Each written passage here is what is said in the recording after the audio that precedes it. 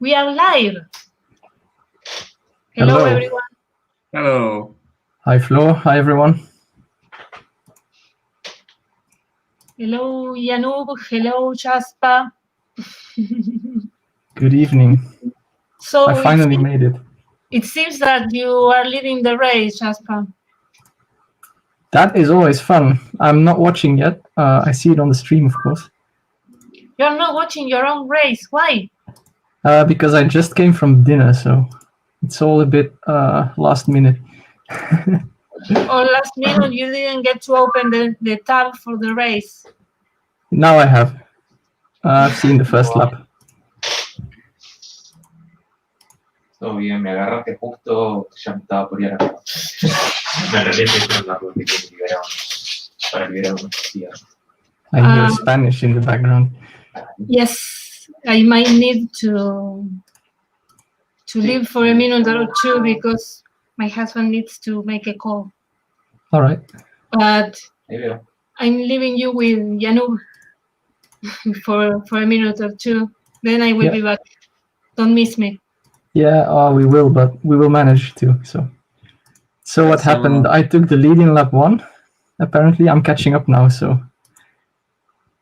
At what point is the stream now? I'm at 348 on my own screen right now because it's a bit tiny. On I don't know, but we have it on StreamYard. That's the feed that's going to YouTube. So we are now nearing the end of the second lap on the stream. I think 10-15 seconds to go in the second lap. So any people on waiting starts? Is it already dry? Like I said, I'm just catching up. So let's see.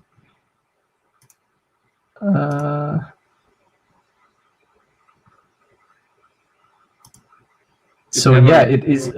After one lap. Whoa, that is crazy. So lap 2 is dry. Before. I don't believe it has. That's pretty fantastic. So who are the lucky people who started on slicks today? I started on dry, but now I'm not sure if I have enough fuel. Oh yeah, that's a good point. That's going to be interesting if people cut close because it never rained less than 3 laps in GPRO history. So today is a historic moment. That is what I assumed as well. So a lot of people are going to be pitting in lap 75, I guess, or something like that. Well, and a lot of people are going to pit in lap 4 or 5 because, I mean, not everyone is instantly pitting. So true as well. This is going to be a weird race. This is interesting. Because no one is pitting in the elite. It's already dry for 2 laps and almost no one has pitted except from Kamal and from Pablo, but the front guys. Yeah, but that's the way to pit 1 lap, I think. Ah, damn it. Okay, this is going to be fun. Well, we're all screwed equally, so... I'm never going to give Yuk advice anymore. Oh, so why is Yuk not pitting? That's interesting. Because, no, I don't know, I'm gonna tell a strategy, but... And you told him not to, and now he is right and you are wrong. Well, he wasn't sure, but I told him that that rain is probably better, which usually is with this weather condition. With elite pit stop times, yeah. Yeah. Okay, so rain tires and dry are losing, I think, 4 seconds. So let's see. I hope it doesn't cost too many places. That 1 lap extra. Maybe pit stop. Pit stop is good. You can maybe still be in top 10, but it's very hard overtaking tracks. So every spot is painful. Yeah, track position is everything here. So it's going to be interesting. So after my pit stop, I was leading the race before, and now I am 9th. So 8 people ahead of me haven't stopped, but some of them are on rain tires still, I think. So I see Yug is entering the pits. Yeah. I think Andrea is also still pitting. And the others, I'm not sure. I guess Luca Molendi as well, but I don't know. I don't know what his normal pace is, or if he's running 0 CT or something. But now he's pitting. Okay. Oh, and Tan as well. Oh dear. George has passed me. That's good. That means he won't kill me tonight for blocking.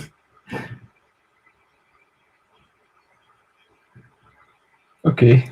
Well, interesting.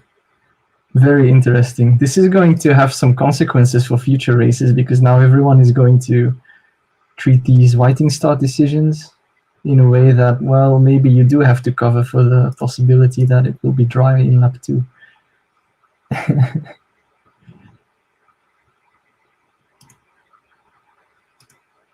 This got me confused. When I saw no rain in lap 2, I thought there was something wrong with my screen. Oh, I wonder if the forums have exploded yet.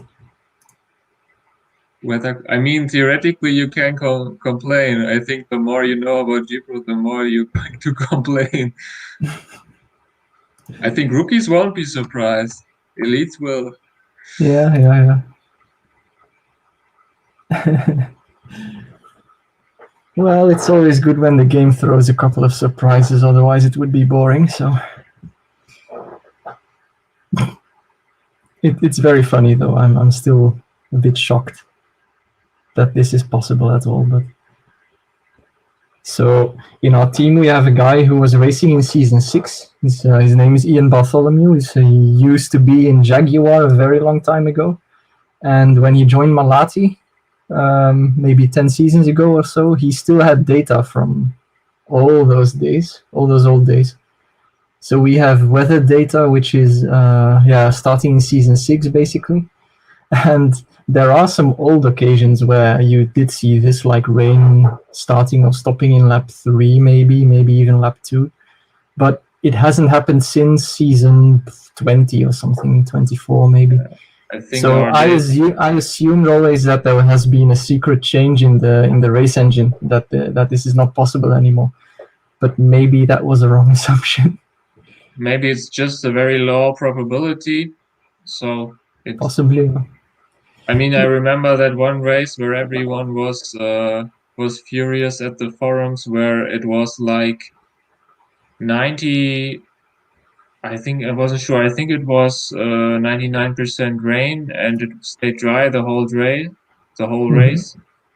And Lat looked into it, and it seemed all right. So it was just 0.1% chance of that happening. Going to be very close. Yeah, I think a lot of people are in trouble for that, probably. Because I was also boosting lap 2 and 3, so this will also make it a bit more difference. Yeah.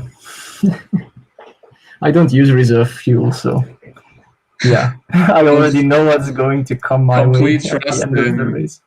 Complete trust in your tool. Yeah, basically. I saw that your teammate George isn't even doing any training laps, so I think you have the confidence. He isn't? That's sad, because they are usually good for the data, so I have to point it out to him that he should be running practice laps. Because it's not as if he's lacking money, I think. Well, I don't know. I don't know the details of his championship push, honestly. I didn't occupy myself with it too much. But yeah. I do run practice laps, just to be clear, also last season.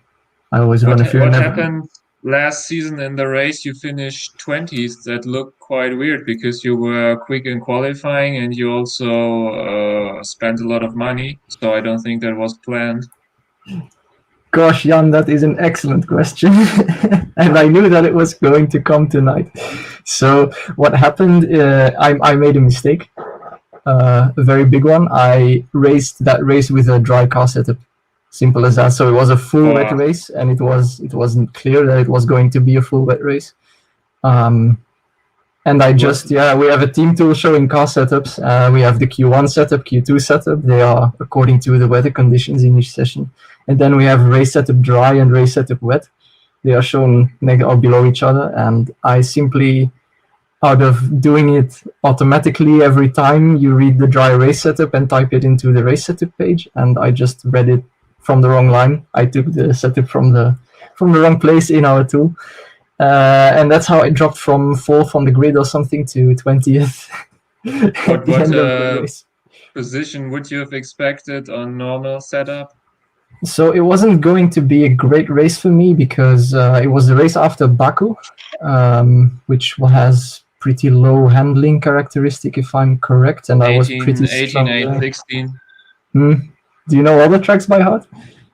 I think most, but usually I don't know the name.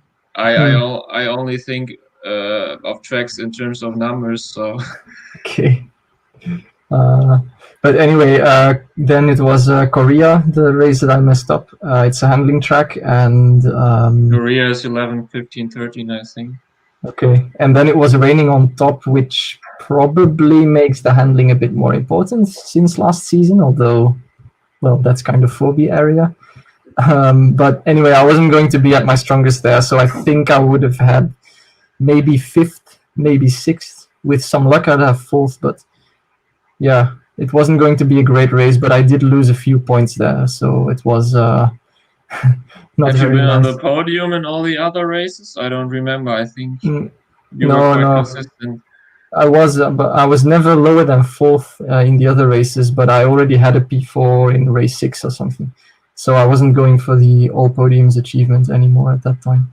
I wasn't going for it from the start, but like as long as you keep the podium streak alive, you're kind of thinking or kind of hoping that you keep the podium streak running, of course. But I remember that Baku ruined it for me back then. I was 4th, and every other race was a podium, but at least that way I wasn't tempted to overspend even more. But I think nowadays it's not possible anymore because competition is just much closer. And if you always have some Hancock, some one big push like tracks, and I think. Yeah, the extreme PHA tracks always throw up a few, well, uncommon names near the front, of course, because they are pushing for attention points, often getting a podium. So, yeah, it's hard. And especially, I think, I mean, it's the first time I pushed for a championship, obviously, but I think it was pretty hard with the 4 Bridge Rocks, who were all quite competitive. I think that made the season also extra yeah, I think tough. last season was super expensive. You could see that, and I think this is also the reason why now 11 people are on PPs, because after an expensive season comes a cheap one where you have to rebuild, and I think many people got crippled by last season's pace. Because the seasons before, I think between season 70, 74, there was actually not much density. You could finish top 4 on Yokos, theoretically, if you wanted to. But now it's much more difficult, and you can also see that in terms of the points you scored, because let's check the history. Your package was probably a little bit better than mine in season 72, or at least similar, and you scored 120 as 151 for me. And this season, I think George and Yoke's package is also not worse than yours and mine, and they will probably score even less, I could imagine, with the Hancocks in the mix. So I don't think that standing tall podium is realistic in near future.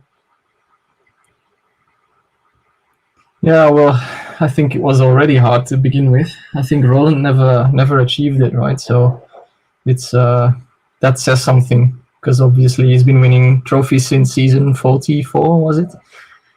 So that's a different era of GPRO, and back in those days, I think he got close a few times, but never quite got the 17 podiums completed. So, do you know how many people have? 17 podiums? Yeah. That's the standing tall achievement. I'm not sure. Right? I think actually Maxim Kotov, who has a record, didn't got the standing tall because he had 161 points, so he had to be off the podium once, otherwise he wouldn't have a not even number. So, but I could check the Yeah, I'm checking. I'm checking it right now. Actually, two people have it. First one to achieve it was Vladimir Izlentiev in season 20, and then Justinas in season 26. I'm not going to try the surname of Justinas because I'm going to mess it up. I think that Roland missed it twice very closely. He complained about that. He's cursed with that achievement. Do you have access to the comments, or did Flo show that comment in the stream? I didn't show that, but did I do it by accident? No, I think Flo is still. Flo is the host, so I think only she can do it. So I will now also open the YouTube stream so I can see the comments there if there's anything interesting. So the question to me is, why didn't I go with Hancocks this season? The answer is, well, first of all, I wasn't going to push for the championship because I know that my own teammate George Slater is stronger than me this season. So I could try to fight him, but he would win anyway. So it would be a waste of resources to even try. I don't think Roland is pushing for the championship either, and he did pick Hancocks. So I think Roland needs a challenge. So for me, the way I saw it, I think the results I could achieve on Hancocks are not that much better than what I can achieve on Bad Years, and therefore they would not be financially better to me. So I think Bad Years was the best value for money for me. Were you surprised that there are this few Bad Years? Because I was expecting more with the change of Contis being more expensive. And also that more people would, go for cold attempts. I was expecting more Hancocks actually, and maybe more Mishies as well. So that was my biggest surprise when I saw the tire reveals that only 2 Hancocks, because they have been improved. I mean, 600k cheaper and higher durability. So I expected more from them. It's a good tire. You can go for consistency without spending too much money. Getting good qualifyings. If your package is, let's say, average, then you can still start probably at the very front, because Bad Years and Contis are both bad, and also bridge shocks. So probably a good tire for a medium package, I think. Yeah, I agree. If you have a good one, I think Bad Year is also fine. So in your case, with you can still be only maybe 2 or 3 spots in average worse and save 1.6 million or so. Yeah, that was my thinking indeed, that my average results on Bad Years would be close to my average results on Hancocks, because I'm in the front of the midfield anyway on Bad Years. But if you have a package which is more near the back of the midfield, then taking a better tire could probably be worthwhile. Yeah, probably. If you're back of the midfield, then I would probably even tend to Contis, because then Hancocks might be a bit expensive, because you won't have consistent results. So maybe then one big push is a better strategy.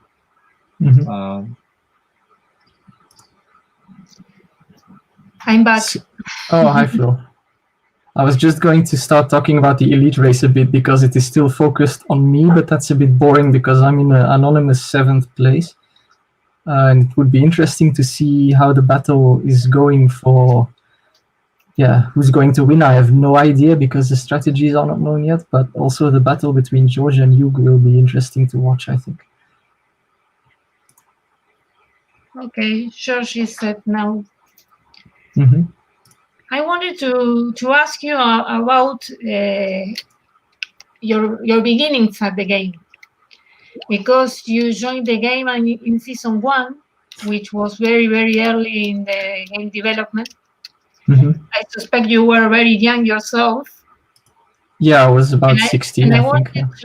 I do know this, but I thought that it would be interesting for others to know. How did you find out of the game? So before GPRO existed, there was a few other games on the internet, similar games. I think the most known one was F1 Rem, which contained a large part of what is now, or what then became, the GPRO community. So it was a very similar game, a little less complicated, I would say. But at some point it got taken over by a new administrator, and he completely ruined everything. He wanted to make people pay, etc. So yeah, it was a crazy admin, the new one. And a few people came together and said, we're going to start up our own game because this is bullshit. Oh, excuse my language. And so, and those few people were, of course, Vlad, and Hans Barf was there, Chris Whiting was there, and a couple of others. They started GPRO, and they started spreading the rumors among the F1 Rem community. So that's how I found out very early. I played in one of the beta seasons. I did a couple of races, and then indeed in season 1 and season 2 I was racing as well. But I think I was about 15, 16 years old, and as far as I remember, I was not in a team at the time, and it was way too difficult. The game was well over my head. I had no idea what I was doing, how to handle part replacements. I was in rookie, I was going bankrupt. I just couldn't play, basically, and I quit. Did anyone knew that back then? Well, someone became champion, so I guess they had a better grasp of the game. For me, it was, I had no idea how to run parts efficiently, and I didn't know not to touch the staff and facilities page and basic things like that. So I was draining money on the wrong parts. I didn't know which driver stats were good to have, etc. So everything was difficult. Race strategy was one thing that I could manage fairly well. So I did win maybe 1 or 2 races in those days. But yeah, I couldn't manage my finances. So. How many people did you start with in season 1? Was there only elite group or master? No, I was in rookie. So, but there was no master or no pro. I don't know. It was 4 tiers anyway, and the pyramid structure was a bit narrower as well. So it was elite, and then didn't exist back then. Sorry? It was amateur that didn't exist back then, or it was pro? I think pro didn't exist, but I might be wrong. But anyway, so it was fewer groups, but I think it was still, I mean, it must have been more than 1,000 people playing from the start, I think. You should realize that they had already 5 or 6 beta seasons before the official season 1. So they had quite a player base already before opening the game. So, and a lot of players who are still in the game today, like the most experienced players today, are actually old F1 Rem players like Maxim Kotov, Stefan Vogenreiter, but many more that I don't know. Who were the admins in season 1? Definitely Vlad was. I don't know if Stefan was there or not. Probably he was, but I think Stefan was recruited or something like that, if I remember right. Yeah, but I think during the beta seasons though. But I'm not the right person to ask, honestly, because I've been away from the game for 10 years, and it's I forgot all that. On the last streaming, Jan, Stefan said that he wasn't an administrator during the beta stage. Then there was a GPRO meeting, and Vlad convinced him to become an administrator there. Mm-hmm. And by season 1, I think he was already an administrator, but not during the beta. Steph himself commented on that during that streaming. He was at the chat, remember? Mm-hmm. And left. He's not interested in your story. Yeah, he's back. I wanted to know also, why did you come back? What brought you back? Because you left, you forgot about the game for years, and then one day you came back. Yeah, so meanwhile I went to university, I finished university, I started a job, I finished a job, and that's basically when I had a time in my life when I had some spare time, and I started looking for games again. And what did you study, and what was your job? I studied aerospace engineering. Wow. So yeah, I am an engineer, but I didn't officially graduate. So I did my bachelor's degree and my master's degree, all the courses, but I never finished the graduation. So I don't have the master's degree in engineering, but I do have the bachelor's degree. And I had a job as an engineer in Germany for a while. But then, yeah, it's a long story, but it ended up with me returning to Belgium, and this is where I am now. So, and I found some time to play the game. And yeah, that's basically it. I actually returned to F1 Rem as well because it was still online at the same time when I returned to GPRO. But that was already dying. I mean, it was already dying probably 8 years earlier. And meanwhile, it's been taken offline as well. And GPRO is much better anyway, so that's not a big loss. GPRO is much better, of course. Mm-hmm. Yes. I wanted to know, because you joined back during season 57, and right away you did two things. You joined the team before or during your very first race, since you were back, of course, and you picked a new driver.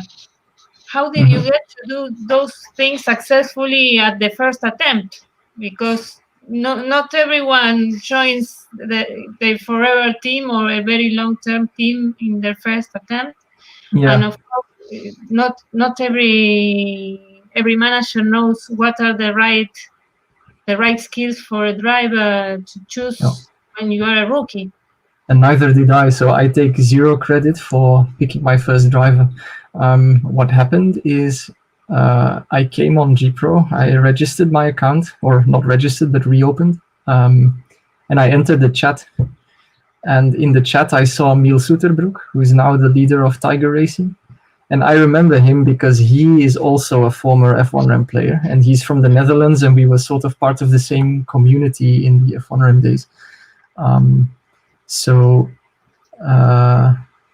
Yeah, I recognized his name, and I started talking to him, and he remembered my name as well. And he remembered, and yeah, he decided to start mentoring me. And he also happened to know that the Malati team had just started a third team in the family, and that they were still looking for people. And he knew at the time that Malati was a good place for rookie players to start their career. So he recommended me to Andrew Wilden, our team leader, and that's how I got the spot even before my first race. So I said, yeah, look, I'm this ancient player from the old F1 Rem game. I know a bit about race strategies and car setups, but that's about it. And Andrew said, well, that's fine. We can tell you the rest. So the mentor actually helped a lot there.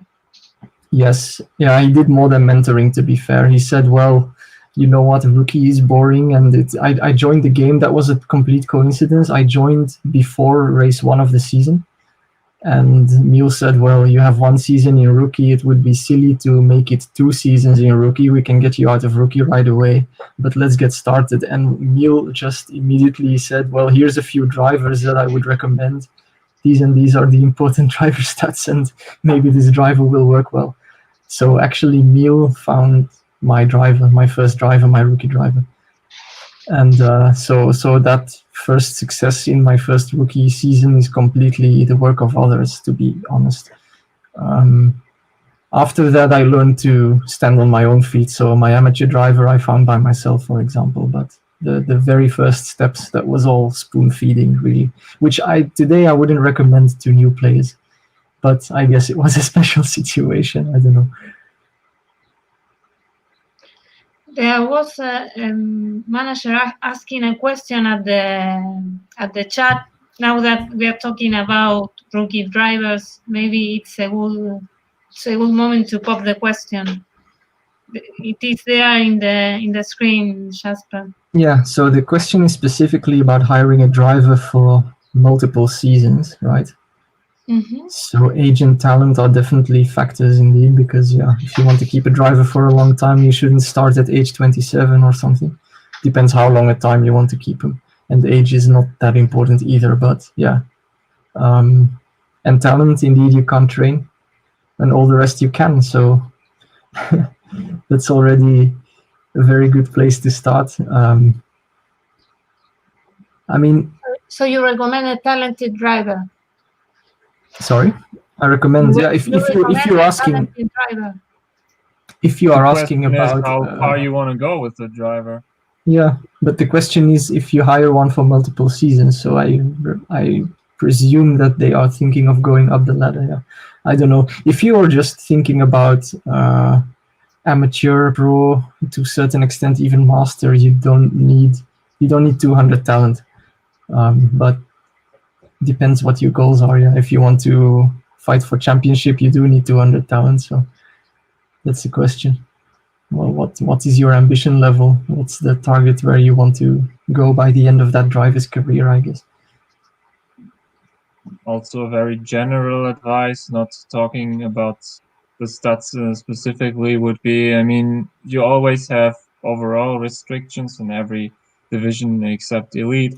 So basically, you have to find the best way to fill this overall. So not every stat, there might be one stats that are more important, so that 10 more gives you more benefit on your driver than from another stat, but it could also be that this stat fills the overall by more than the other stats. So actually you have to think which you get the most for the least overall, because that way you can get the most performance while not exceeding the overall limit. So that you try to really avoid any unnecessary stats, let's call it like this. This might be more important than some specific stat being very high.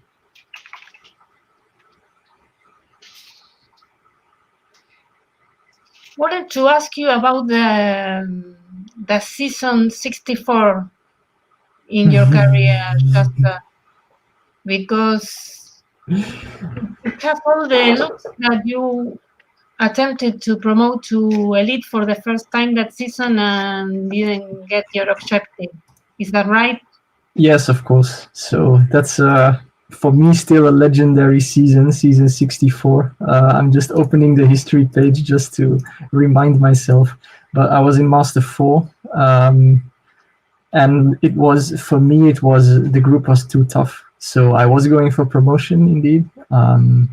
But there were simply 3 managers who were stronger than me. And that's the honest truth about it. So I ended up scoring 77 points, which is quite a good amount, but the guy in 3rd place scored 79. So yeah, that was a pity. But to be fair, the promotion was already settled with 1 race to go, so the gap was actually larger, because this guy who finished 3rd, Alexandru Diaconu from Romania, he finished 29th in the final race because he was already certain to promote. Yeah, so the promotion was already settled after race 16, so it wasn't as close as it looked actually. At the time, at Malati, we had some tools for certain stuff. They were decent, but we lacked some experience and some. I think my driver wasn't the best driver for master if I look back at it now. So of course at the time I was very disappointed and thought, well, I got so close, and in any other master group I would have promoted. That was definitely the case. If I'd been in another master group, I would have gotten out of it. But if I look back at it now, well, I was only half as good a manager as I am now, so maybe I was just not experienced enough. Yeah, maybe I was just not good enough yet, But that was a rude awakening, I guess, because it's the first time. How would you have proceeded back then? Were your goal to push a few seasons later, or just take Pipireles and get back? Because I remember that I think you trained the driver till the very end, and not doing Spar cost you in the end. I don't remember if I was training my driver that season, because I'm pretty sure that his contract expired at race 17 anyway. But I don't think I had really any goals for elite, to be honest. But knowing myself, I probably would have tried to retain, and I probably would have failed. But I don't know. That wasn't. I didn't have a long-term plan like 3 seasons from now I want to be champion or something. I was trying to get into elite, and that was the goal. And what would have happened if I had made it, I really don't know.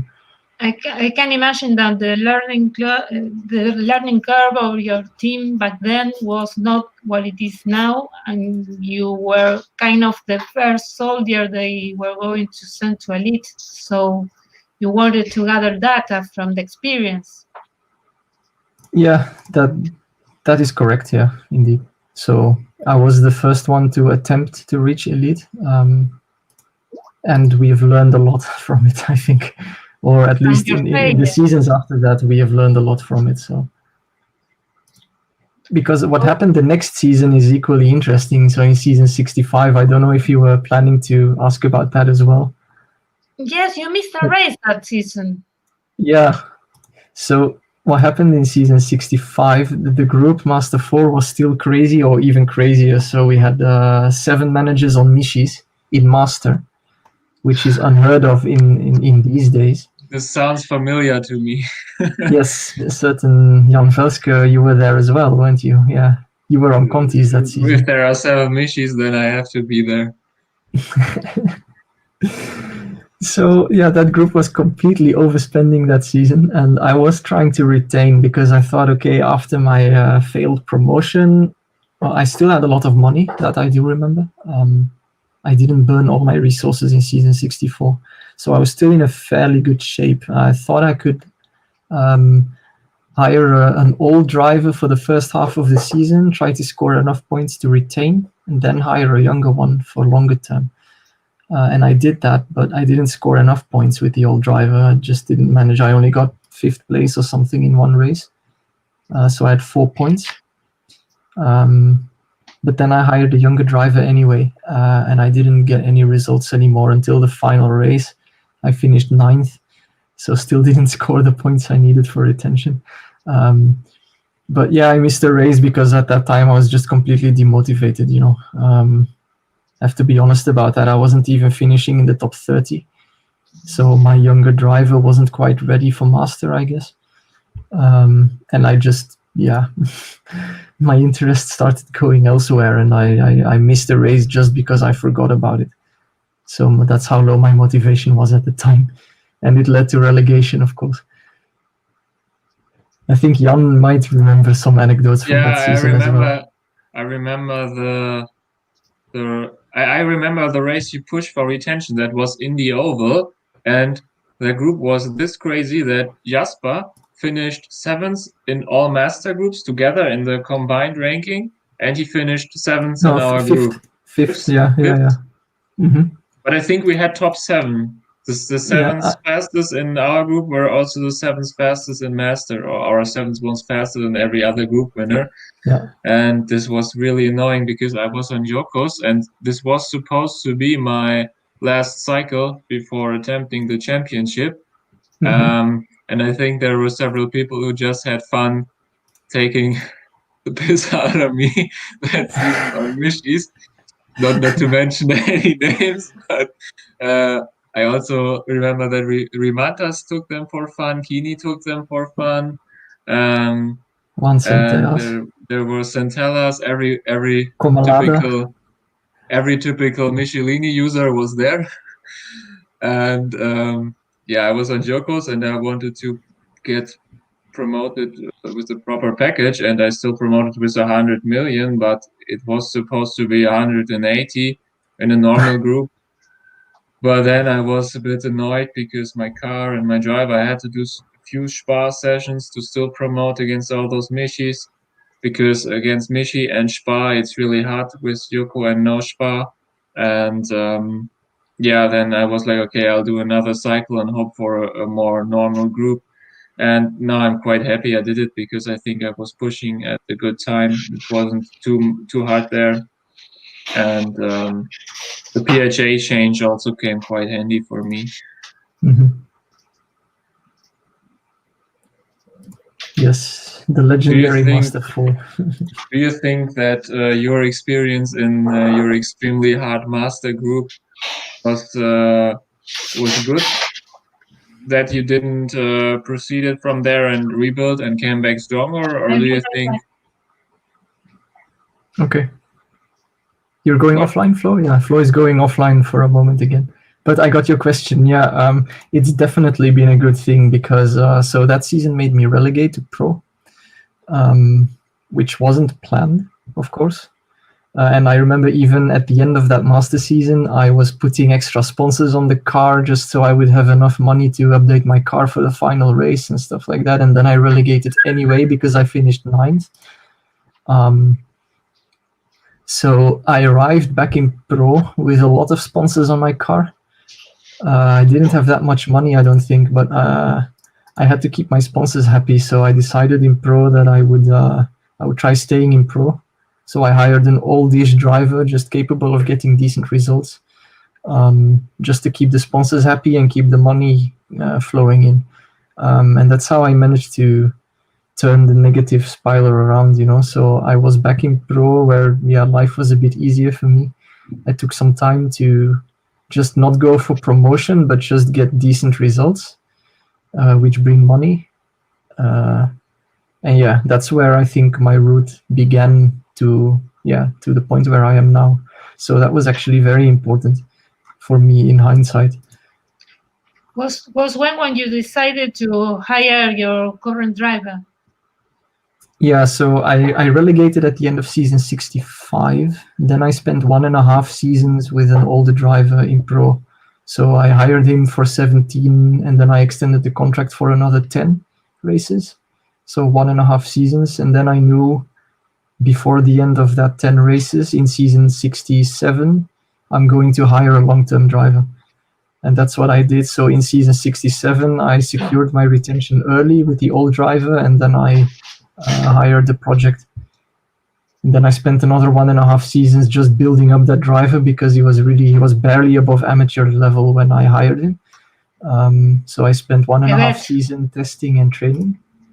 It was a bet. A young driver that needed, I imagine, lots of stamina.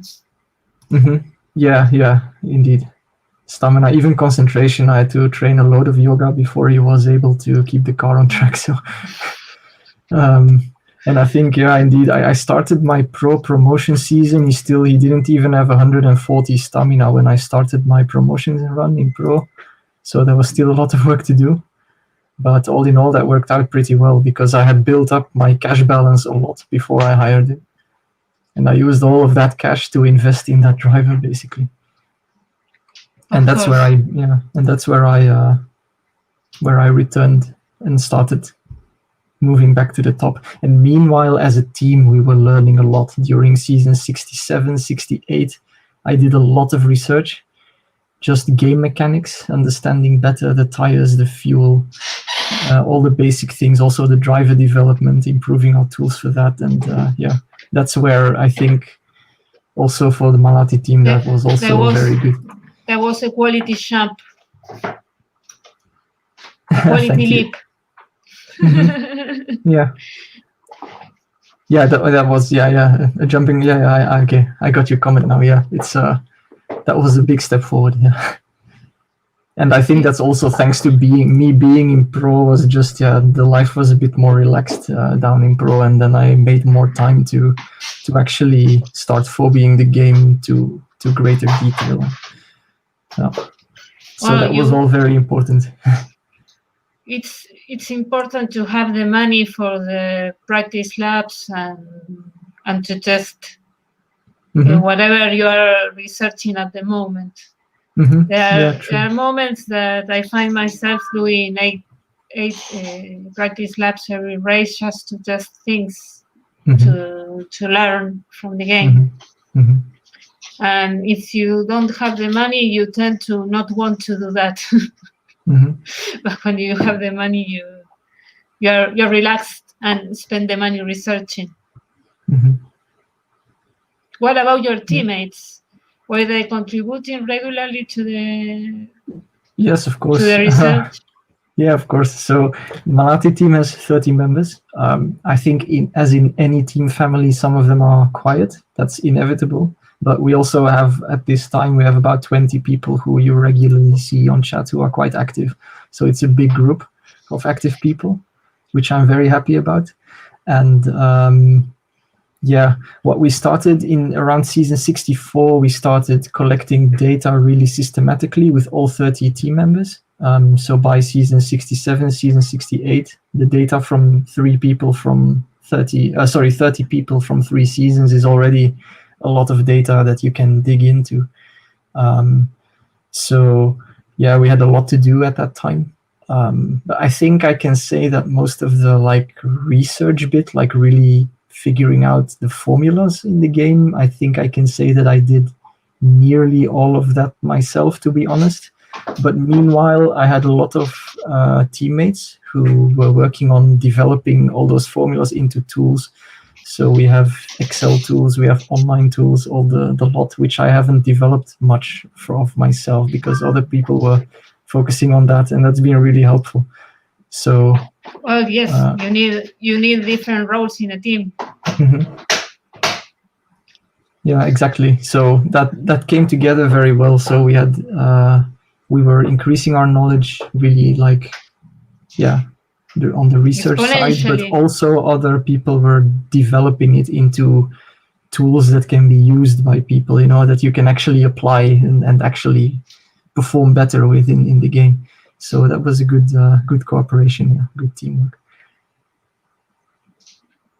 Sounds like a very stimulating environment.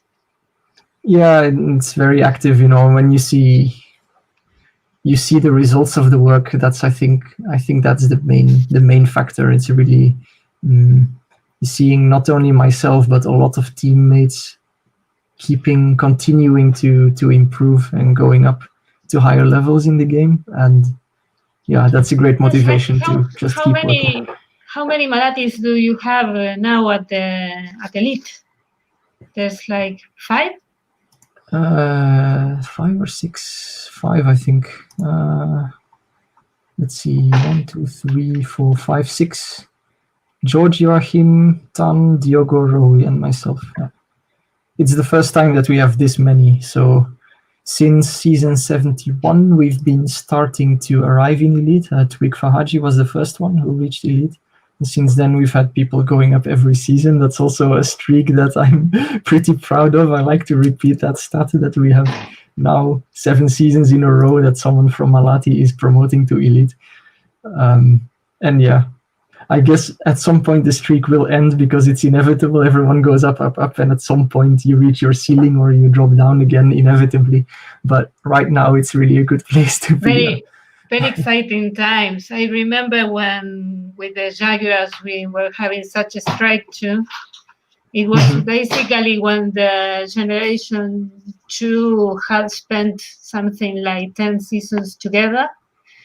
And then was when we started seeing the results and started winning the team championships, and it was a moment where we were having great results every season. It was very exciting too. Then, of course, there you have the moment when you start relegating, teams start changing their objectives. If they fail to retain elite long term, they want maybe to relegate to amateur. That kind of plans, of course, makes that the streak ends. But yeah, I think we will probably be in that position at some point, but I hope not too soon. No, I don't think so. But I see, for example, that James is not starting races. He's also very busy in real life, I think, but it's not very good to see. There you have I imagine that he's having his motivation problems right now. Well, that's a lot, because it's not all a matter of being or not successful, but it's also a matter of resilience and trying to keep things up when the results are not the ones you expect. Yeah. On the other hand, it's also inevitable that sometimes people simply leave. They leave the team or they leave the game. That's also part of it, So I don't know what James is planning, if he's planning to carry on or not. I am not angry at him because I know that his plan is to be on PPs and finish last every race anyway, and take a driver for the future. So it's not costing us any team points because he wouldn't be contributing. But still, yeah, it's we'll have to wait and see what he does. And he wouldn't be the first one to leave the team. So yeah, that's just part of being a team, especially if the larger your family is, the more likely it is that sometimes you lose some members. So sad but true. Oh, but you're becoming a pretty stable team. Of course, when you were all rookies, you had a high rotation rate and you had new people going and leaving all the time. But as you acquire experience, the team became more stable, and now you are not recruiting every season like you used to do when you were younger. I remember that.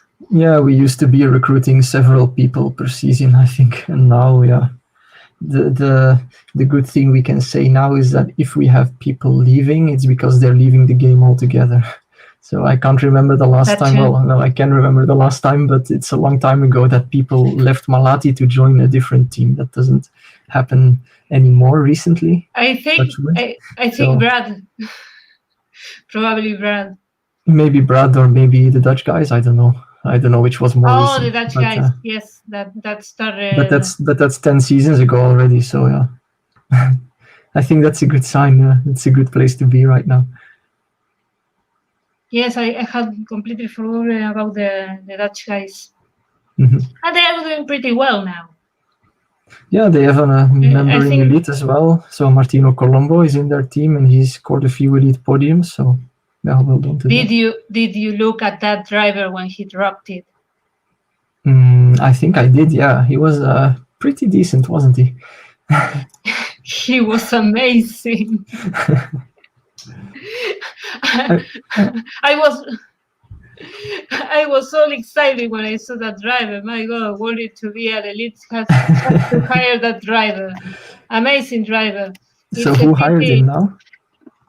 I don't know. I think that he let it go last market, so it's not hired yet. Oh wait, so I haven't seen him actually. Oh, you're missing a lot there. No, wait, I'm confused. Yes, here he is, Japanese driver. No, I hadn't seen him before. Wow. Okay, wow. I know what you mean. Wow, yes, that's exactly what I meant. Okay, yeah. We were talking about Martino, and that driver came to my mind automatically. It's a harsh thing to need to let go such driver because your pack is not with all the pieces put together where you would want to have them. It's a little harsh.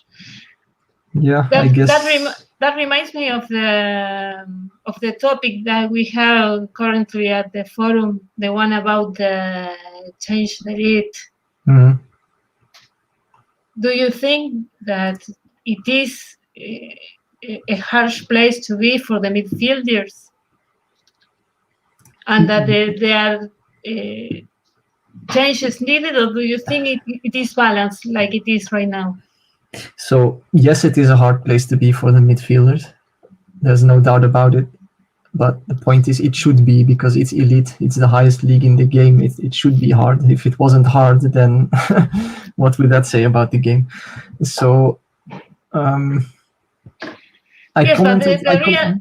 real question is if it is supposed to be like this, or if there is a lack of balance at any point in like some comments that we have been reading. For example, is there needed an adjustment for the sponsors? Are the midfielders not getting enough income? Yeah, so I commented in that topic very early on. I have third post in the thread, and since then I haven't commented anymore.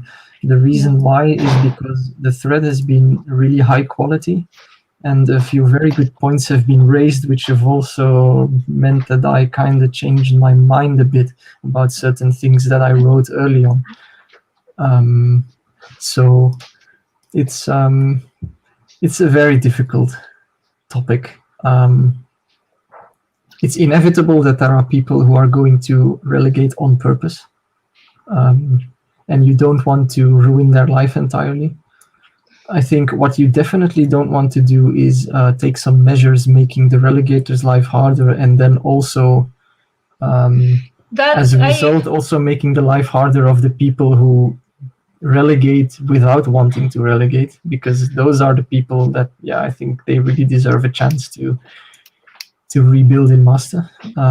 Besides that, it's very difficult. The game is very strongly based on the longer term managers that are playing it. If those managers who are playing long term that arrive to lead, that pick the PPs to go back to Master, feel that they are not okay at elite and that they need to change the tier in order to have some stimulus to play, to have some motivation, then making their life harder would mean maybe losing a player or two. Could a be season, which the game is not in position to lose right now, I guess. I have my special point of view because I've never stopped thinking like the community manager, No, but it's a very fair point. I mean, I think I can't help it. This is not the only aspect in the game where this sort of thinking applies, I think, because another thing that I used to be very vocal about in my, let's say, younger GPRO days is that the mechanic of the staff untrainables is just a completely broken game mechanic, if you ask me. It just makes no sense. It's just a reward for being a veteran, and it completely makes the life of the new players harder. Like, you can be an amateur, and you can have people racing around you who have raced 500 races. They have better staff untrainables than you, and if you take all the same actions as the other manager, he will be half a second a lap quicker than you just because he has better staff untrainables. This makes no sense from a game design perspective, I think. However, if you change that now, you're going to see people quitting the game because there are people in amateur who are just continuing playing just because they're thinking like, if I quit and then I want to return in rookie, then I will have to rebuild all these untrainables, so I better keep playing in amateur. So if you change this mechanic you're going to lose a lot of players, and that's going to hurt the game even more. So it's a very difficult situation. I think GPRO steered itself into it, and hard to get out. It's hard. Well, I was watching how the CCPs were evolving for Harsh. I don't know if people know Harsh is my teammate. Mm-hmm. He recently promoted to Elite. It was last season, the same season I promoted. And I was testing, we were both testing 1700 laps race. And I was noticing the evolution of my CCPs versus the evolution of his CCPs, and the only explanation we could find was the untrainables, of course. And it's not fair for a newbie, but on the other hand, we all were there too.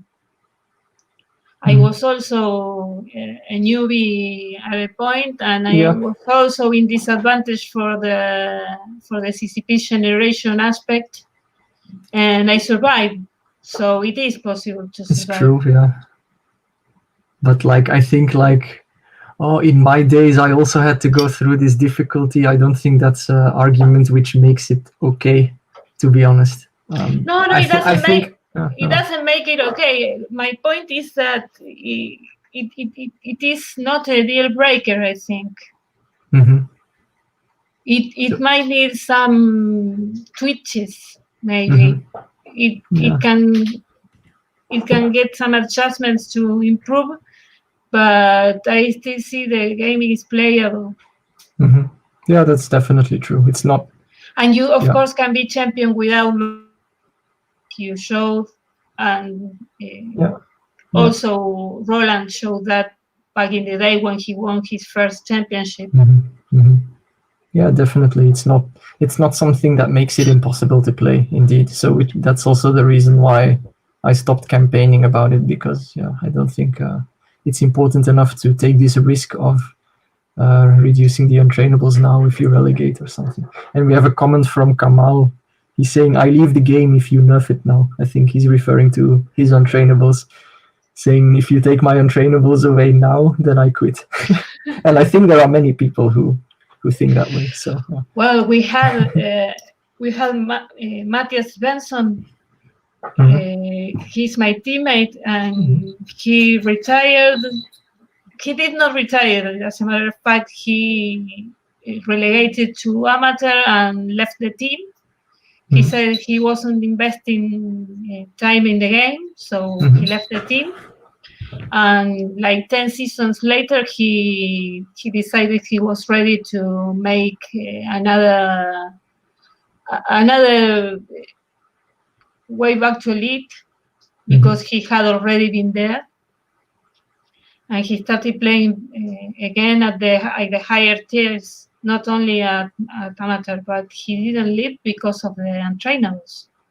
He stayed at amateur because if you relegate to rookie or reset, it's the same. You get a rookie reset and lose everything. Yeah. So anyway, we were actually talking about the PP rallies, and we made this side jump to untrainables. And I think so. I was saying that it's a similar thing. Like if you make big game changes, you're going to maybe lose some veteran players, which you can't compensate by having new players to replace them, because we don't have enough new player retention rate in GPRO. So I have not seen many big rants about changes like energy, for example.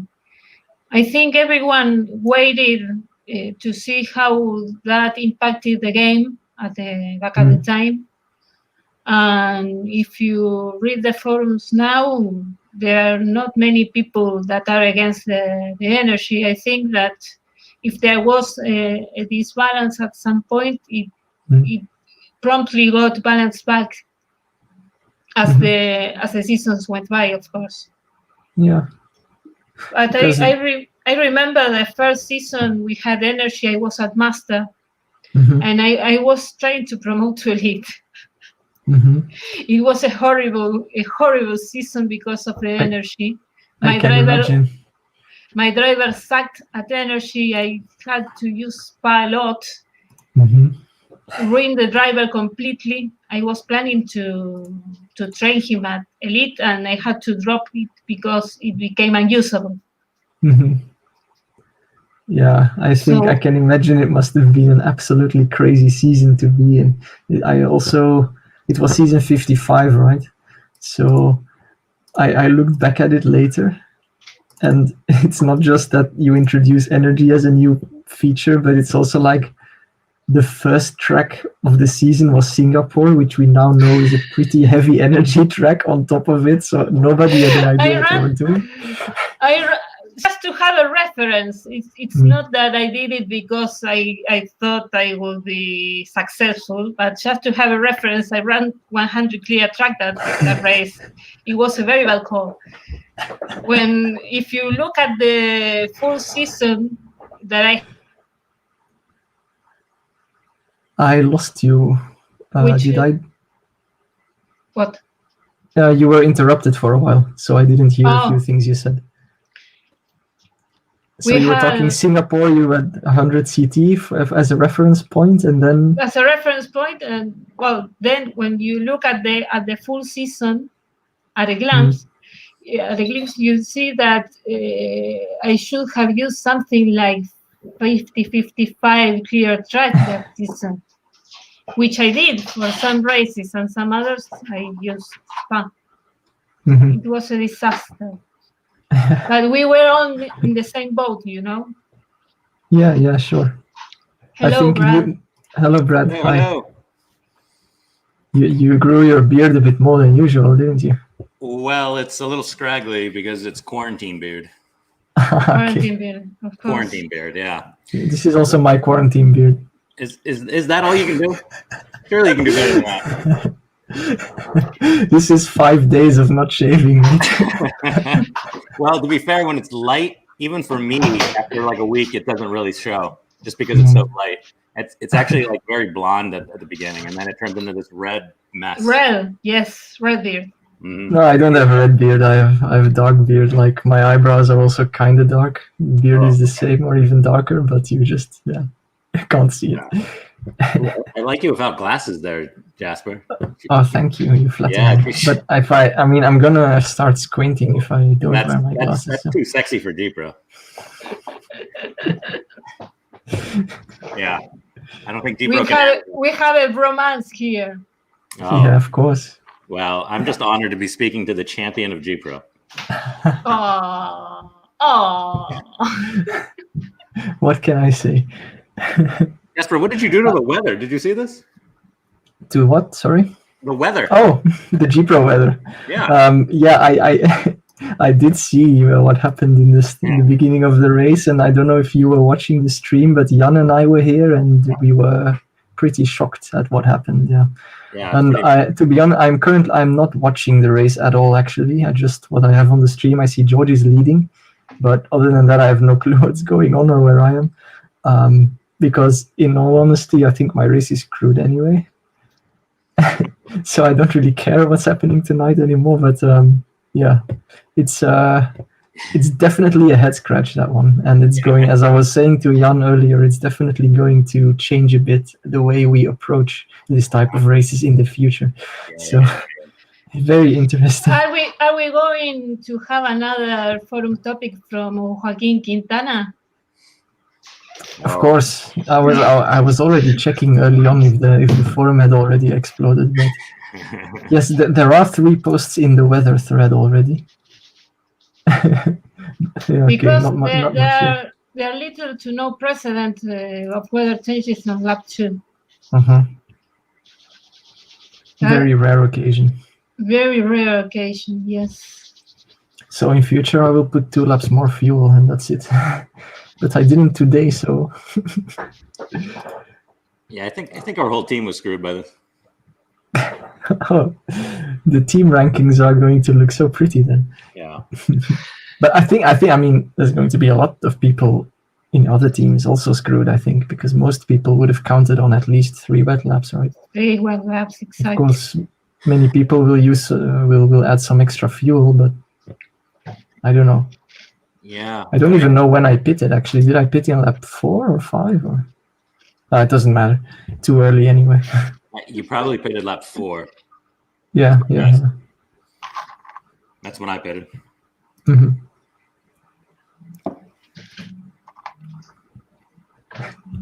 So yeah, this is interesting. Of course, it can start raining again also at the end of the race. So that could potentially mix things up a bit. But for me, it's going to be bad. Andre has a question. Oh, Andre de Carvalho. Well, Andre, so the question is, what is the logic behind a sponsor that expects you to relegate, saying he's not happy? Well, answers on a postcard, please. Because I'm going to be honest here, I don't really understand the sponsor system. And that's one of GPRO's biggest mysteries, I think, or how to keep sponsors happy. I guess we haven't experimented enough with different answers because there are some comments on the forum saying it depends a lot on some answers that you give during the negotiation process. Probably that's true, but I didn't experiment enough with it to know how to keep the sponsor happy, even if you barely finish 20th. So, but that's why I never do seasons where I'm expecting to finish outside the top 20 a lot. I think that's a good trick. Staying up is the key. Yeah. Well, he makes a very good point here, that he's stating that if that was changed, that this problem we were talking about, the midfielders are elite, would be pretty much solved because they would be able to keep their sponsors happy and keep the money rolling, which I think is a good point. I think a problem with sponsors is that currently there are too many factors that help the good people, because first of all, you're having much more progress with better results, so you're getting much more sponsors in the same time. The second thing is you are more likely to get the sponsors, so not only you get like 3 times the progress, you're also getting more percentage of those who you attack. Then you get, on top of that, you get the better sponsors, and on top of that, your sponsors are less likely to leave. And this leads like people at the front having 4 things in their favor and having like 8 million. And if you're in a relegation scene, you can be happy if you get 1 million, if you get one sponsor and not getting outrun on everything with 4% or so. So basically this causes a very big gap, and maybe it would be an idea to at least say that sponsors don't leave, because I mean, a contract is a contract, or at least to make it a bit more. Or it would also be an interesting idea if there would be half of the contract in compensation, because then there would actually be a tactics of making your sponsors really pissed and getting the money ASAP. But you know what Miko's argument against that is? You say a contract is a contract, so yeah, you should deliver on the answers that you've given to the sponsor. So maybe you're the one who's breaking the contract by not delivering. And it's not only about results, it can be about other things as well. But like I said, I don't know everything about it, so maybe I'm just talking nonsense here, I don't know. It doesn't... I think that it doesn't have much relation with what happens in real life. You know, in real life, if a team, you have low expectations of that team, and they get even worse results than the results you expect, you are not going to break the contract. You're going to keep it. So in that sense, I think that GPRO mechanics are a bit harsh. It's especially harsh because you don't get that much feedback. Like, even if you, like, in real life, if you had a contract and somebody breaks it, you would at least find out why they are breaking it. In GPRO, you don't. They just say, I'm unhappy, I'm leaving, bye. You have to guess why they are unhappy. So I guess that's... Well, basically the reason is because you always suck too much. The question is how much is too much. So yeah. I think another idea would be to make the differences in negotiations progress tighter. So, I mean, I'm not going to say how much exactly you get if you win with certain things, but I mean, the gap is pretty big. And I think this is pretty boring because there is basically nothing you can do if you don't have consistent results. While you don't need to worry about anything if you're going for promotion or for championship, and to have it a bit tighter to give more people a chance at getting a sponsor could be a good idea, to only have slightly more progress with better results, because it will still be decisive if it's close that you get the better result, but it's not like you can have like 2 or 3 negotiations and still outrun the relegator. Yeah, it's GPRO is full of mechanisms which ensure that those at the front stay at the front, and I believe that this is the main, the biggest and most important quality of Roland Possel's game is probably how he manages sponsors, and I think that's the biggest reason. I mean, there are many reasons why he's a good player, but I think the sponsors game is actually the number one reason why he manages to stay on top of elite 30 seasons in a row. What I did once see him struggle with sponsors, so don't believe everything you see. I'm not saying that everything he does is perfect, but was that the season he took Dunnos? What? Was that the season he took Dunnos? Yes. Yeah. The season before that. Ah. He took Donald's because he had no sponsors. Or what? Right. Okay. But that's a long time ago. That's more than 20 seasons ago, isn't it? Yeah, that was like 53, Yes. 52. Roland always has sponsors. He just don't uses them all the time. I think. Yeah, well, I saw what he has on the car now, and I was. He Yes. probably still stores more than he uses. Whatever he uses, if he has 5 sponsors and you think, okay, now he's done, then he just activates another 3. Well, he needed to activate all those sponsors because the fight with Jasper was too harsh on. It was my fault. On the money. Yes, it was Jasper's fault. It's his fault for trying. Do you know how much you spent on car last season? What, me or him? You. Yeah, I do. It was, I don't know, was it? I don't know if I want to say. But it was a lot, and it was a lot more than I planned. If you say, then I say how much I spent on car in season 72. All right. Okay, that's a deal. I'm just opening my my season planner from last season. And so I was I think 45 million above my budget against Nefsat.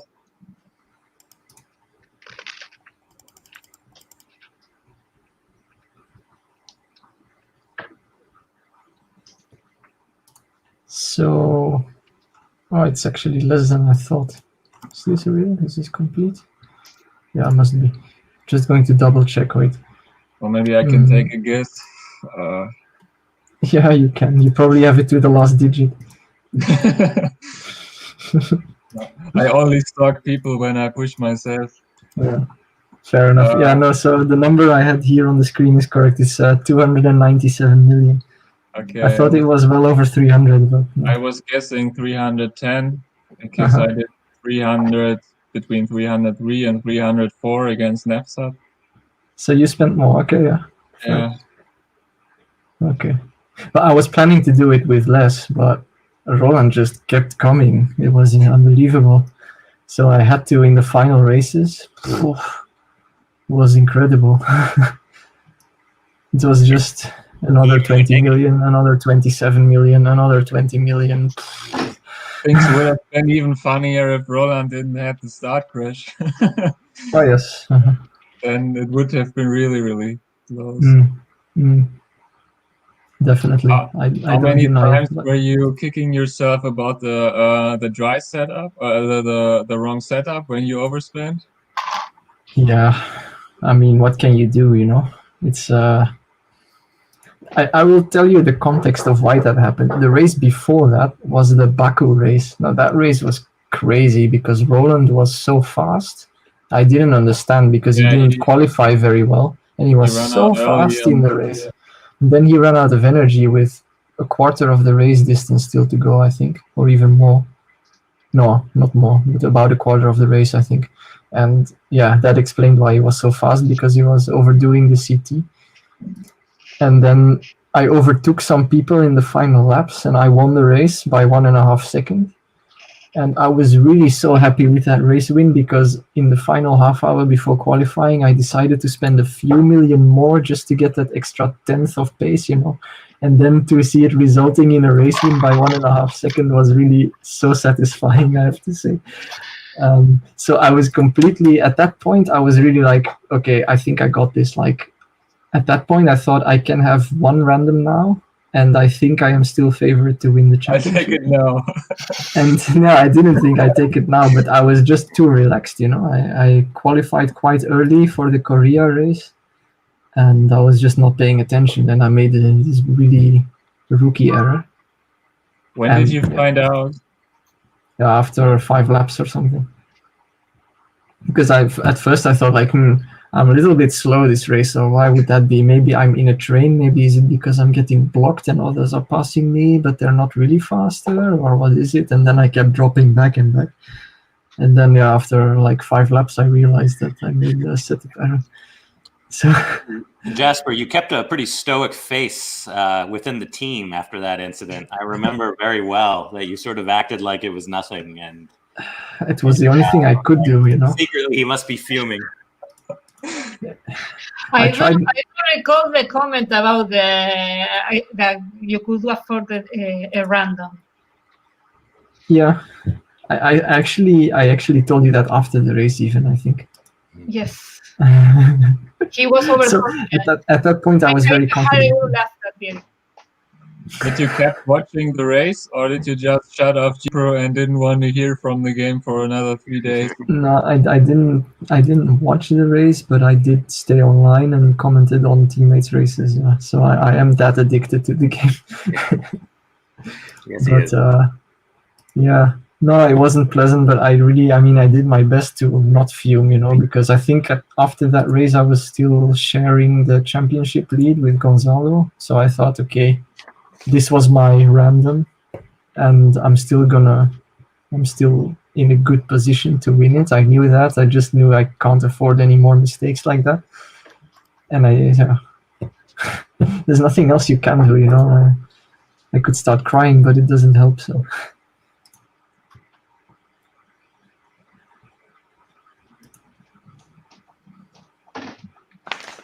Have you got any of those anecdotes, Jan, from your title seasons where you did stupid things or regrets or? I have one in one race. I was going home and I had about 2 hours left for qualifying, and I have to say I'm a slow man at work, so I need very long to prepare races without screwing anything. So qualifying late, it's none of my strengths. I probably would relegate if I do this all the time, like Roland or George, Alpo. I remember all those people, or also Tomek, who qualified 5 minutes. I would screw that probably every second race.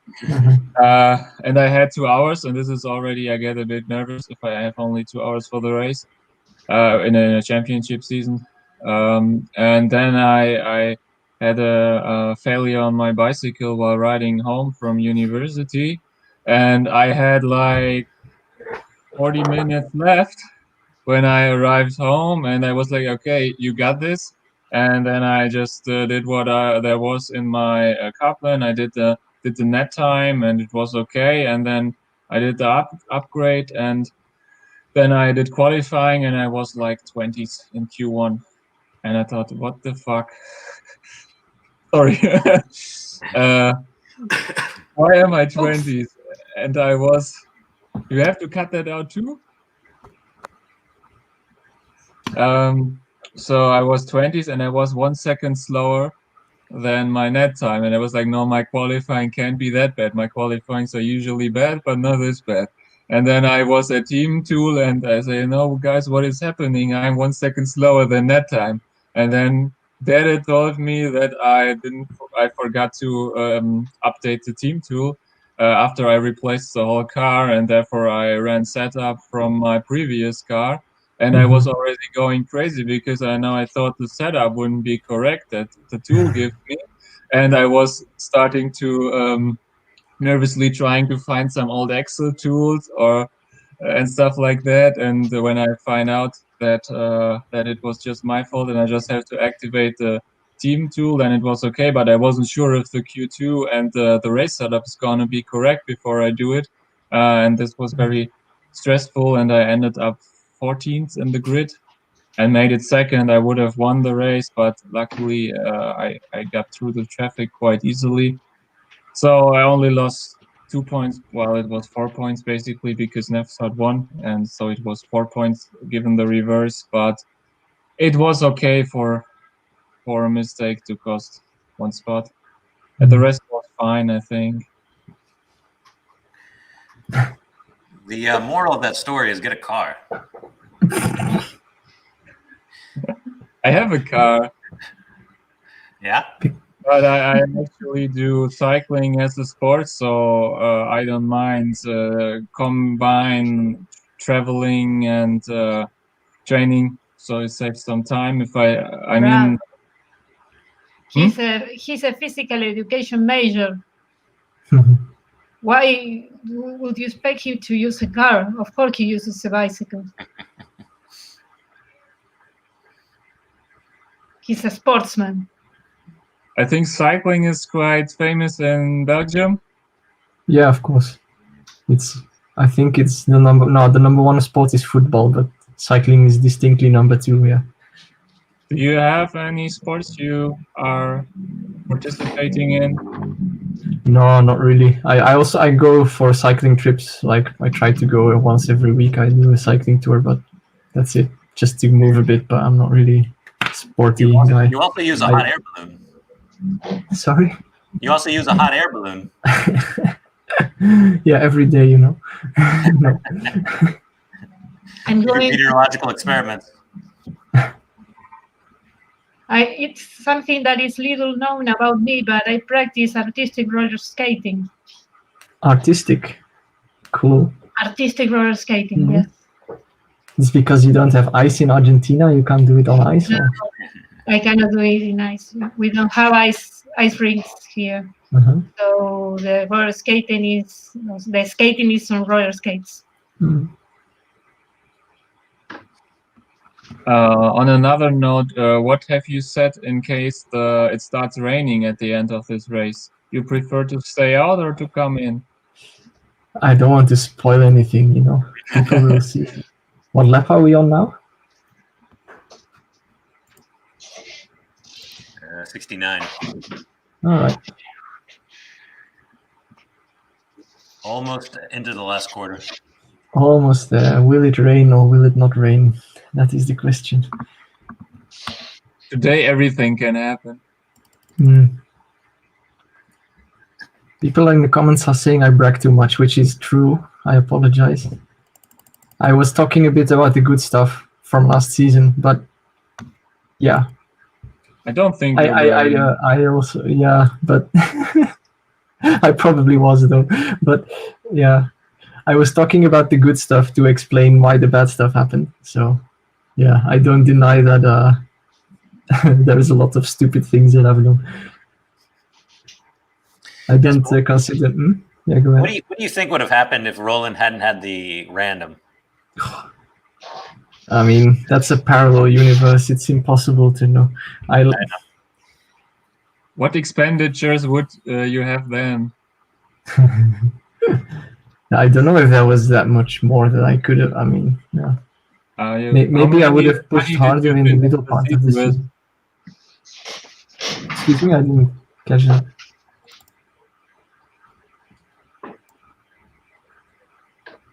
Can you repeat, Jan? How much money did you finish the season with? Including, I mean, so before the season reset, going into the season reset, I had 32 million.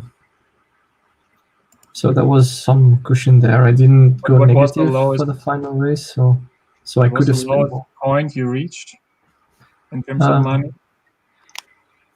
I didn't go negative, I don't think. Yeah, okay, I was plus 350k before the final race.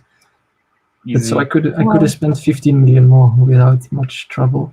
I could also put some extra sponsors on the car at the end. So yeah. I think Roland went minus 11, if I remember right. Something like that. Yeah. He had to secure the race win in race 17, and I think he judged it pretty well because he won it, but not by a huge margin, so he didn't really overspend there. So that was a good judgment from him, actually, I think. On the other hand, maybe I could have done it a little bit cheaper, but yeah. At that point, I was just, you don't want to lose anymore in the final race, so I wasn't going to take too much risk. You needed 2 points that race at least. Yeah, correct. To secure championship.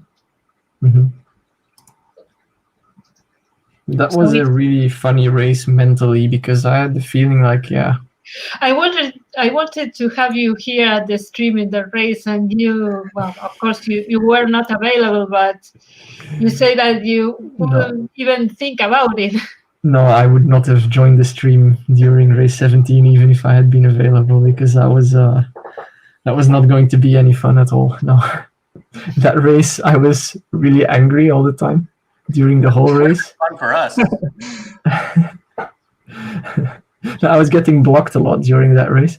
And I was really angry because George qualified ahead of me, but even though he had a slower package, and he was blocking me and hurting my race a bit. And I mean, fair game. He also had his championship to prepare, so he wanted to get good results for himself. But I was pissed off anyway. This seems familiar from Nuvolari. It's always the wrong people in the same team.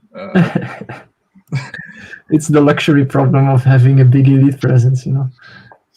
You have to think about it this way. If it wasn't your own teammate, it would have been a different manager, you know. There would have been someone else in that spot. So no. I remember when in my third season where I pushed, that Juk somehow always managed to get in between Roland and me. And he also couldn't let me pass because he's in a different team. Mm-hmm. And now we thought about switching. And whenever we switch, then the wrong person is still clashing with each other. So, how many people do you have in Elite right now from Malati? 6 from two different teams. Yeah. I think we have 8 right now. Yeah. So and Jaguar has 5. No, this season we have 4. Last season we have 5 out of 10. Yeah, that's crazy. Half the team in Elite. That's a really 50% of the team. Yes. We are considering to make an Elite team with maybe try to get everyone in the team being an Elite. So we have the set pass option. That would be nice, but we'll have to see. Yeah, I think there's a nice achievement for bringing the full team to Elite too. So that would be cool to get. Nobody has that team achievement, do they? No, that's never happened before. No. That's a very difficult thing to achieve. With so many people in the same group, it's really difficult to keep everyone happy because you have to discuss who is overtaking, who's letting whom to pass, and you have so many. You don't have enough sponsors to make everyone happy. If 4 people want to start a sponsor and there are maybe 2 or 3 available, then it's starting to get difficult. So. Not sure if too many people is always good for a team, because at some point it might happen that some people feel not treated equally. Not sure if you have any problems like that in Malati, or there's just some strict monarchy, someone who is... No, we don't have written rules.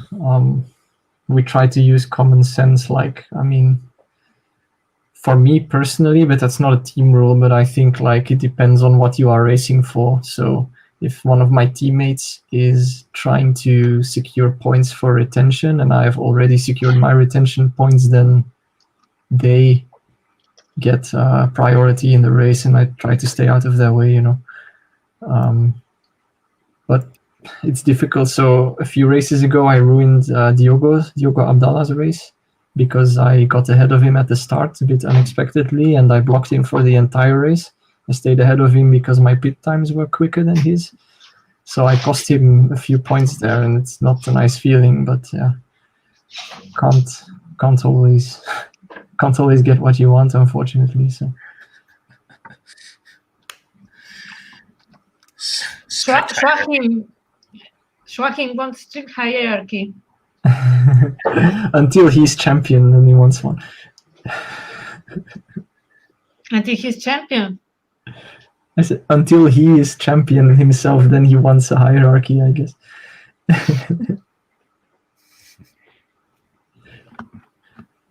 Well, it's nice to know that there are no team orders, that you try to work things out. And you apply common sense, because there are teams that force others to let people through and such. Not the case in Jaguar. We always discuss that in case we need it. And we have people in the same group. We do try to communicate a lot between teammates. So we have in our chat now, we have a separate channel just to put elite race strategies, so everyone knows what you are planning to do, if you are pushing or not, how many pit stops you are planning, etc., so that you can see how to stay out of each other's way a bit. So I think the communication is the most important aspect, probably. I don't know how other teams deal with it, but yeah. No, well, we have a team that has lots of people like Nuvolari with Jan, and another team like Malati that also has lots of people. I think it's easier when you're less. Yeah, I personally prefer smaller teams.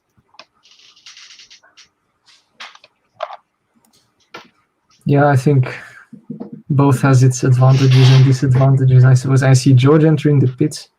Yeah, it's going to George stay entering the pits, yes. Because of you? Yeah, I guess so. I think he told Jörg that he is going to pit in the end, so he was telling the truth. I think I'm also about to pit in that case. I have no idea where I am. I wonder how many other people are going to. But yeah, it's a sad moment. Indeed. He was in a good position to cut some points from Jago. Now the possibility is gone. Is this lap 76 or? 76, yes. Or is it 76 laps finished already? Well, the Probably race is that. over. I don't know if you heard the anthem playing through my speaker. Yes. Oh, sorry.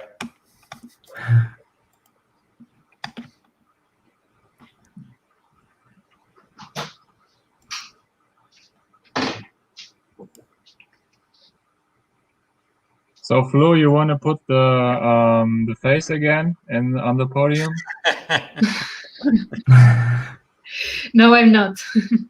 One time was enough. Did you still find George pick? No, God, no. that man's in witness relocation.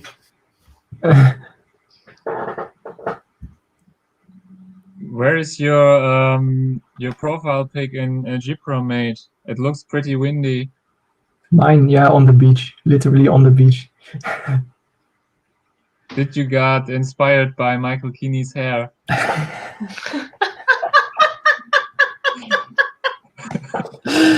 Yeah, actually,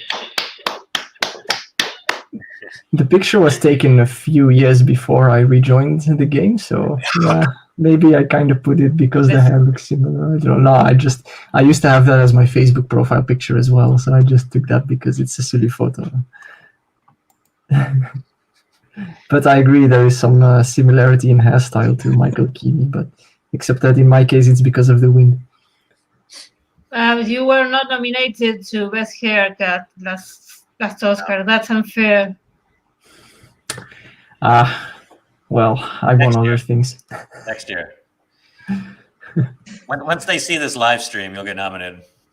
You know, I just went to the hairdresser last week, just so I would look good on stream, you know. Very well. Somebody says, "Rip your race, Jasper."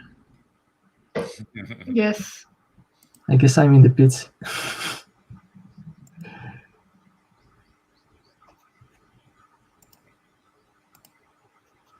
So let's see how my race went. I was expecting, Florencia and me are in the same group, by the way, like always.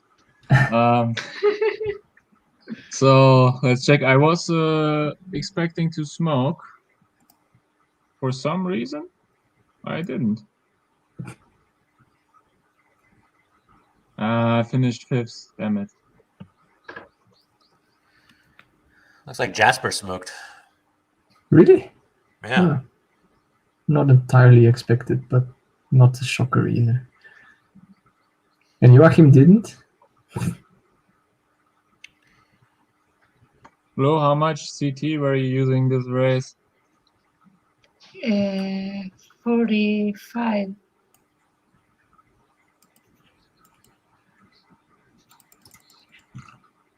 Not much. I think 45 is much.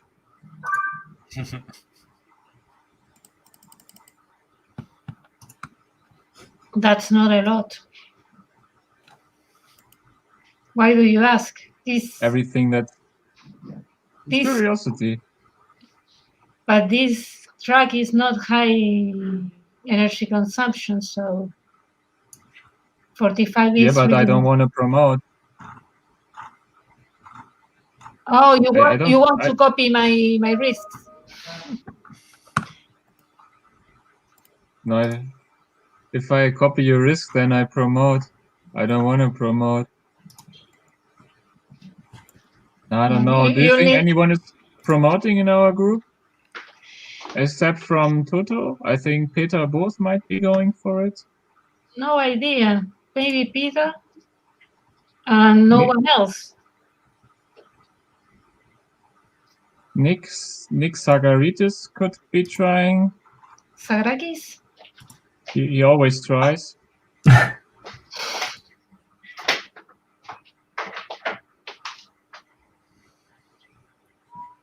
He scored only 2 points this race. I don't know. He was two-pitting, probably blocked a bit. I blocked him a lot. I saw. I'm not getting very famous in Master 5 with my like 10-15 clears track risk. How much did you use? This race I used more because my car wasn't very good. I went 25.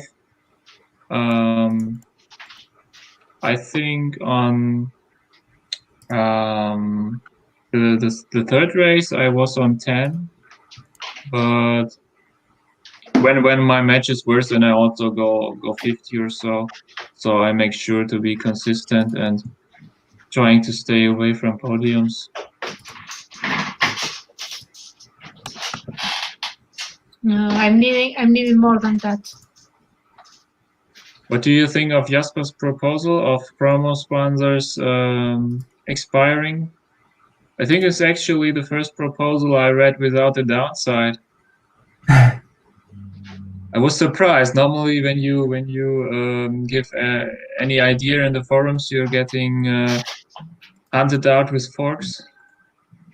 So I think Jasper only got likes for his proposal, which is very unusual for the GPRO community. Yeah. So I think we were discussing this topic a little bit earlier. I think fundamentally you can't change the fact that some people want to relegate on purpose. The only question is this strategy maybe a bit too strong at the moment? I think you are in a better position to comment on that because I think you have experience. And if it is, well, I don't think we have to take the PPRL route away entirely. But maybe we can make it a little bit less worthwhile. I don't know if that's a needed thing at all or not. I don't know. That's why I came up with the sponsors idea. I mean, right now you can basically do infinite sandbagging. Like I think there was a guy in the forums that complained that you have to pay tax an amateur. He probably wanted to take 10 billion to elite, but you could basically take a lot of money that is not getting taxed and not being attacked by anyone in promo sponsors. I mean, you do it right. 50 million per promo sponsor is definitely realistic, and if you hoard like 6 of them, 5-6, then you have 250, 300 million. You can carry on forever. And I'm not sure this would basically be just a more patient amateur sandbagging approach, but an amateur, most of that is gone when you reach elite. Well, with promo sponsors, you carry it till your championship season if you want to.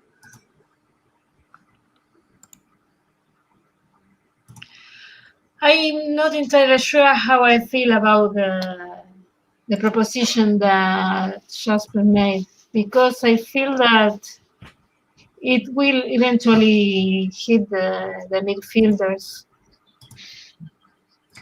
I don't know. It will only hit you if you relegate. After you relegate. Yes, but some of them are staying, I don't know, 1, 2, 3 seasons faster, and they are bouncing back to elite. Mm-hmm. Not all of them, But of course. I mean, if you But don't it activate your promo sponsor, that's your own management decision, right? I So mean, the if midfielders Not are the all. one who probably can use the money, and those who relegate have to activate it. Otherwise, it will, let's say, activate in the moment you relegate back. Yes, that's. Well, I guess you can always activate it for, I don't know, with one reason, one race to go to the end of the season. For example, yeah.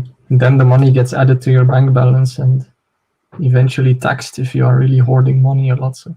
So then it takes a little bit of the advantage away, I guess. But I mean, if I was in elite struggling for retention and I still had a promo sponsor available, then I would probably use it anyway, right? I don't know. Depends on the situation, I guess. I think I'd only use it to prepare a push. I'm not sure if it's now very good to prepare a push out of elite, unless your package is still very good. I mean, you're probably training your driver now for next season. So, or maybe 2 seasons, but probably 1 season of training is okay. Then it makes sense, but I don't think it's a good strategy to just start trying to survive after a push.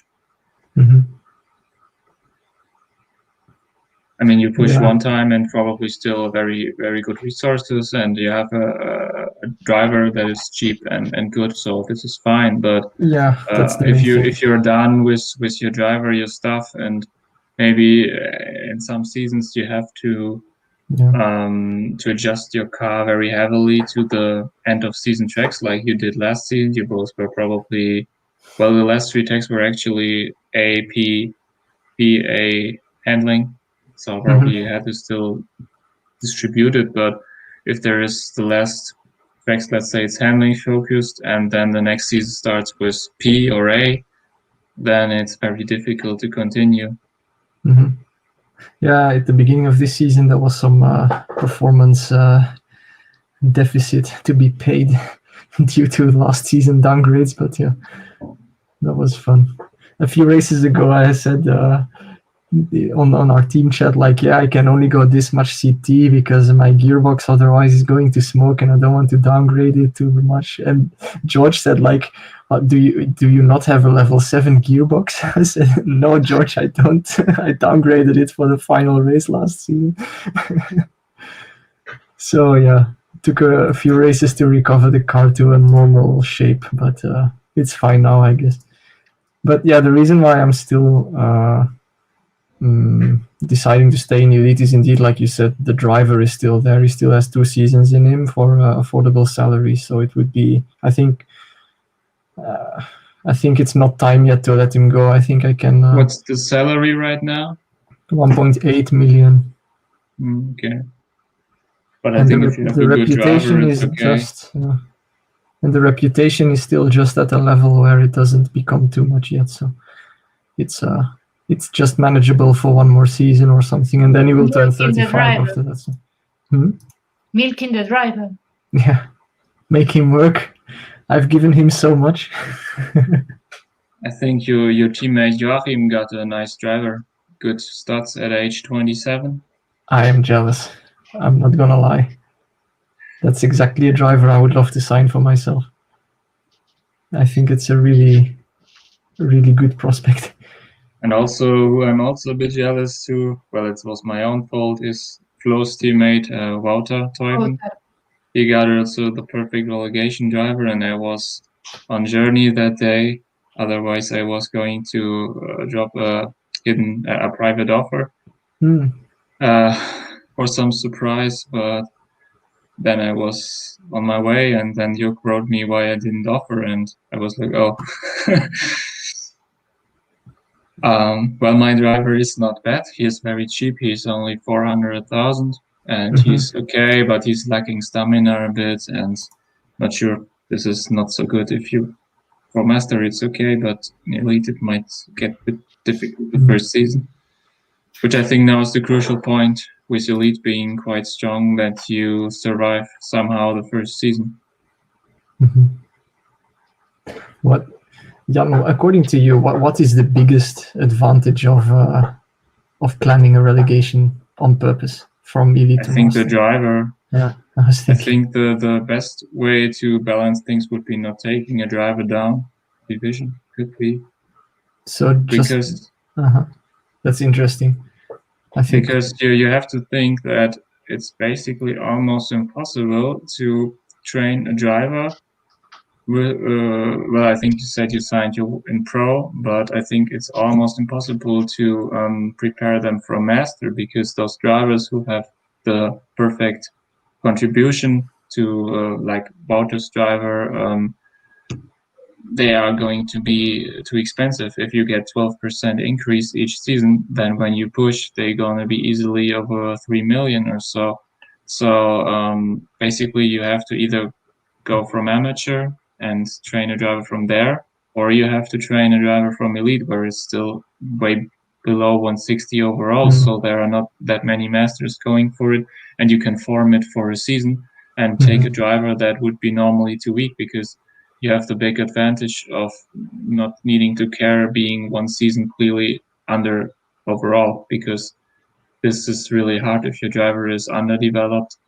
And you can completely avoid and shape it. And on top of that, you also have the 160 plus range, where a lot of strong drivers appear from pro market who have full motivation, and from people who prepared them. Wouters was from a pro manager, and he's then 165 with full motivation, and you can just let the motivation drop, and no one has even access to it from master, which is another big advantage. And pretty easy to get. I think that's pretty balanced. You know, you have people failing to promote maybe, or not planning to promote, just wanted to milk the driver and feeding that driver to the market. And then you have the counterpart of the player that has the right pack for that driver, and they are put together and it works. I don't agree with you saying that this driver thing is such a big advantage. I think it's balanced. But if you look at our group, then, for example, you can see that everyone who's coming from elite is already at the very front, while not even trying very hard, with a driver just above the minimum, and not using. We are both not using very high clear track risk, and we probably could be in promo spot already if we wanted to. So I don't know. And I think also not my case. I'm using, as I said, I use 45 clear track. Yeah, but it's still not that much. I'm not in points. I'm not in points, so don't speak for yourself, Jan. But you're training your driver, I suppose. So you're using only 60-70% energy and still being around 10s usually, not having much issue. Yes, so that's right. But I'm not scoring at 10 clear track or 25 clear track. Yeah, but I saw that you had a P car at race 16, so I think this is probably the problem. No, my car was fine for this race. I just couldn't afford the wings. I downgraded my wings too. and my suspension. But I mean, it's not your promo season, right? You're not trying to promote Flo. No, I always, it's always the same so when 10th place on 45 CT in a pre-promo season is really a totally fine result, right? And you get a lot of money from it, and yeah, I good think sponsor progress. And well, I think that getting but Jan is saying that the elite relegators from last season are overperforming already, and he's speaking from his 25 clear track scoring points, while I need much more than that to score points. But you're still doing well. I mean, if you use 40, 45 and being top 10, for me, this is a good result. And I mean, it's not playing yourself if you come from elite, but I think you have a lot of advantage from stock market. So if you want to balance that, I mean, it's to my own disadvantage saying that, but it's my own opinion, because I felt like the first time I reached elite, I never had a problem again, while I struggled before I reached elite once, because I had to get a driver off the market, and yeah, also testing was too expensive for me back then because I didn't manage sponsors, and when I got from elite, then I had almost no expenditures, and I could get back to level 9 car while testing every race. So I think it's once you've reached elite once, if you plan a relegation, then you have a much easier life than if you come from pro. Yes, but I think that you are overestimating the effects of actually getting a driver and reaching the division compared to how much more experience and how much more mature you are as a player at that point. I see a big difference. The Flo that promoted the first time to elite had a certain knowledge, and the Flo that promoted to elite 1-2 seasons ago had a very different knowledge and approach. And I think that the main difference is, of course, learning curve, the team knowledge and experience, not necessarily picking up a driver at elite. But I mean, currently you can see that many managers seem to see the benefit of relegating. So, I mean, as long as nobody complains, you can keep it. But I still think that relegating is a pretty powerful strategy. If it's too powerful, it's a personal opinion. Here, the problem is that, and that's one of the points that Roland made very well in the forum topic, is that you probably in elite you have a lot of managers who are very good at judging the strength of their own package. So they see at the start of the season that even if they try to retain, there's a very big chance they fail. So then, yeah, if you know you're going to relegate, then you'd better do it in a good way. So then that's the question, are they taking PPs just because they think that this is the greatest strategy for their account, or because they know that it's futile to try retaining? I don't know. And then that begs the question, how big is the problem here really with the PPs? Well, I did not relegate because I wanted to dominate master. I relegated. I'll be back in 2 minutes. No problem. Because I wanted to keep the strength of my package, and I knew I was going to destroy my package if I stayed at elite, because I was lacking important things like sponsors, for example. Yeah. So what's the point in not having a driver or not having a good relegation strategy? You end up being weaker, and you end up maybe getting frustrated and leaving the game. I don't think that's good for the game. No, definitely. I would like to shout out to Kyle. He made a comment. What? Where is it? I'm sorry, I was checking the private chat. Kyle made a comment a while ago, but I'm scrolling up. But he asked how it feels to be. Where is the comment? I don't know. I'm confused. There was a comment here saying, "How does it feel to be?" Yeah, I got it. Jasper, how does it feel to be carried by what is now a noob at the start of your career? Signed by Kyle. So I'd like to say hi, Kyle. I remember your help in the chat, the GPRO chat, at the start of my career. I was very active. The chat was more active than it is today. I received a lot of help from people like Kyle and Dominic Carda. And of course, you, Flo, and Sam Wainwright was there as well. Those were good days. And I did take a lot of advice, so I haven't forgotten you, Kyle. Thanks again for all the help in those days. No, it's lost in the scroll. I didn't see Kyle's comment. I missed it. Mm-hmm. It's a bit sad that the chat is so quiet nowadays, I think. But then again, the Discord is pretty active, actually. So if people find their way to the Discord, they have a good chance of, also new players, I mean, they have a good chance of getting some help in the Discord channel.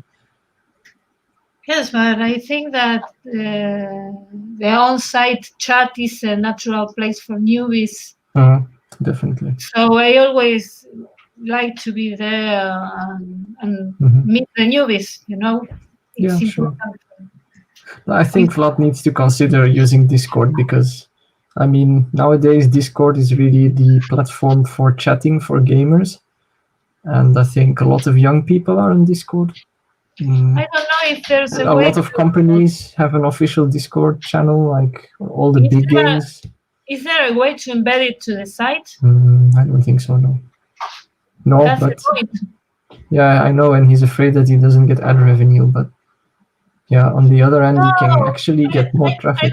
I don't think so, because the current chat, you have a banner at the top, but if you log in, you see they have once only.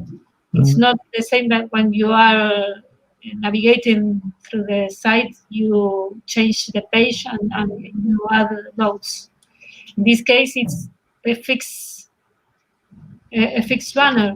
I don't know if it's a matter of advertising, but I think the chat is a very strong and powerful engagement tool.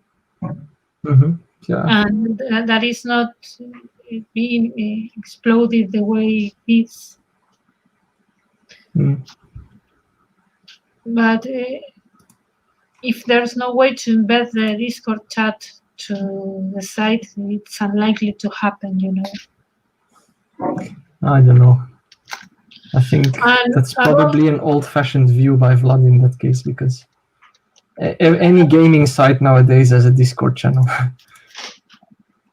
And young internet users look for a Discord logo to join, you know, to see if the community is active. I think. I mean, I'm not a web developer or game designer myself, but yeah, I think supporting the Discord would probably be a healthy thing for the game. I don't know. What do you think would have to happen else to make the game grow again?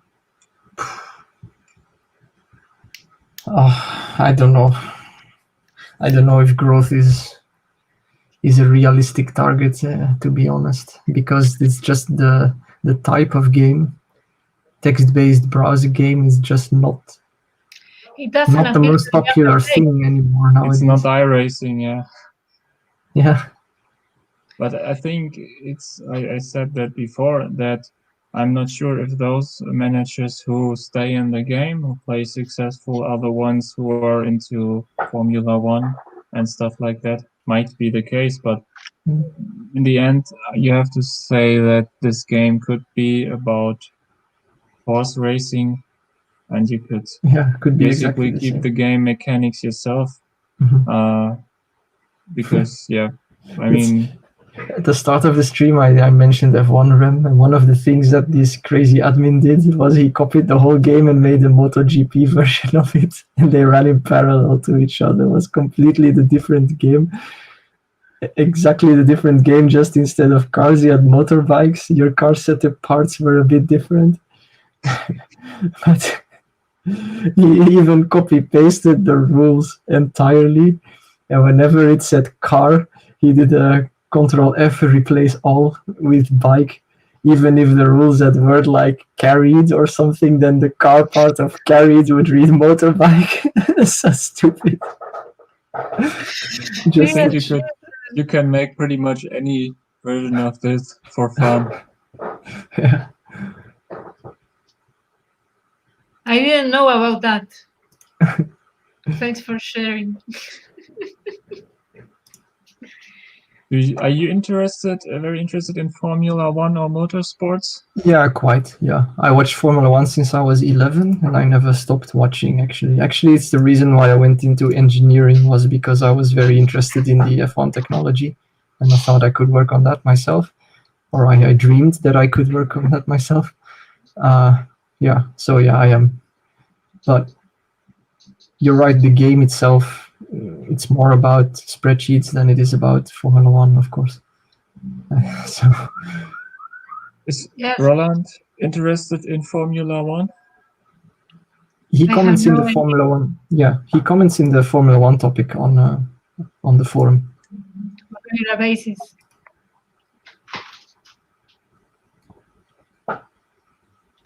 I was interested in Formula One when I was younger.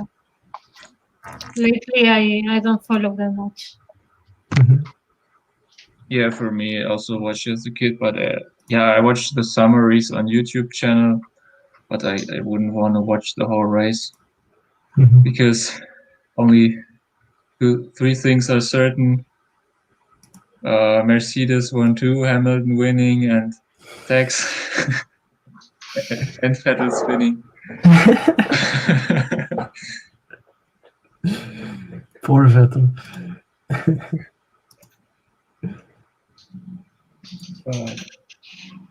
Yeah, I'm more playing it because of the numbers.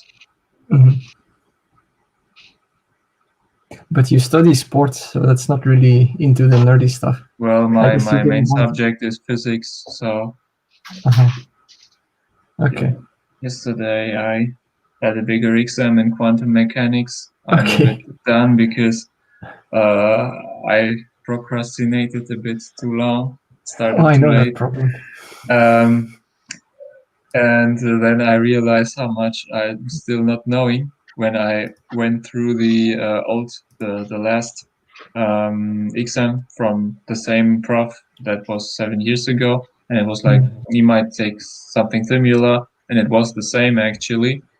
So this saved me, I think. But it was, I think, 12 o'clock and I was tired. And then I just took a lot of caffeine and worked through the whole night till 7 and then took the exam on 10 till 12. And then I had sports course from 14 to 16 where we did triple jump and basketball. And I was so done because I was awake, I think 32 hours. And I've only drunk cola to keep myself awake, and I was so sick because I didn't eat anything else, and now I'm still tired, and I probably will sleep randomly the next 2 days. I hope that at least it paid off. Well, you were lucky. Start earlier. What? You were lucky with the exam then. What again? Like you were lucky with the exam. Yeah. Well, I mean, it wasn't the only task I knew, but it was were the missing ones. So should be enough to pass. I remember when I sat down and it started at 10 o'clock and we were let in at at 9:30, and then we had to wait 25 minutes with the sheets turned the other way around, which I hate that feeling. And then when we turned it around 1 minute later, my neighbor just stood up and went out of the door. But yeah, it was doable, but only if you studied well. Are you doing anything in engineering right now, job?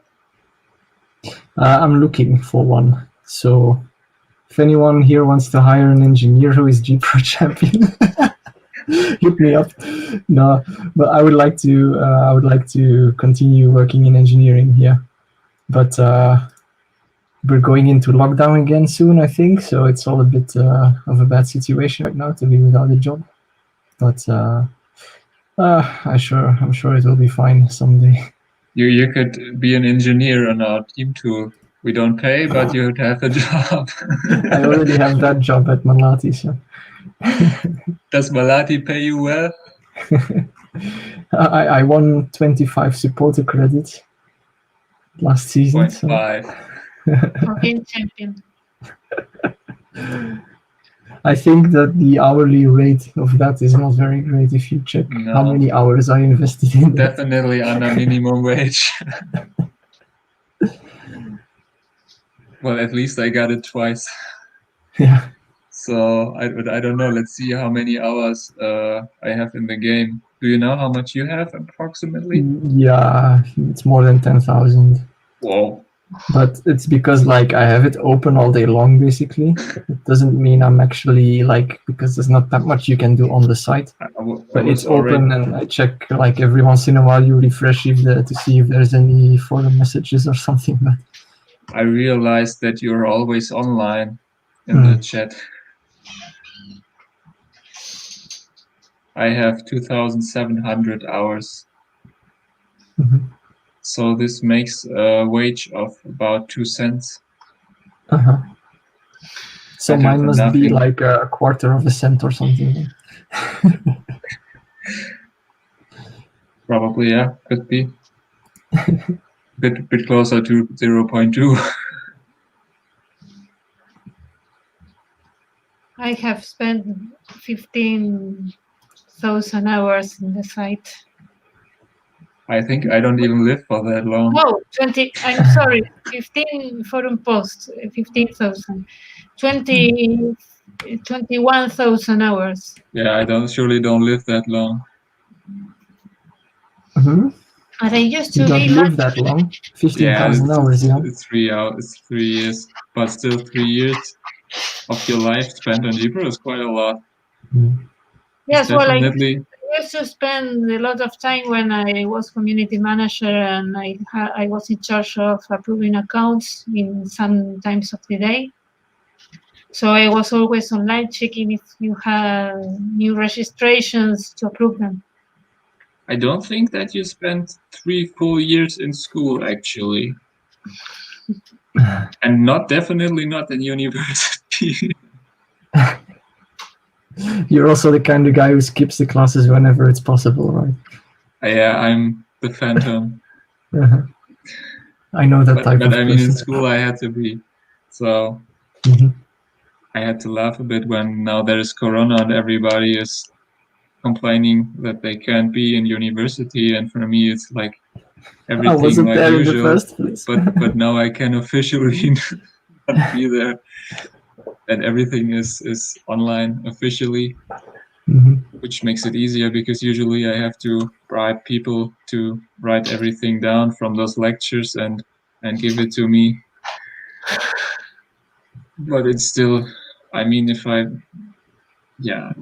have to get up like 6 or 7 o'clock to take a lecture where you are in physics, you don't understand anything after 2 minutes in the lecture and just start to write everything down nervously and think that you will read through it when you have time. So I can just read when I have time and get those notes. I'm not a fan of just working to don't have a bad conscience. Just for me, it only counts what I have understood or achieved at the end of the day and not where I sat for how long. When people say they did 10 hours and they weren't productive, it doesn't help.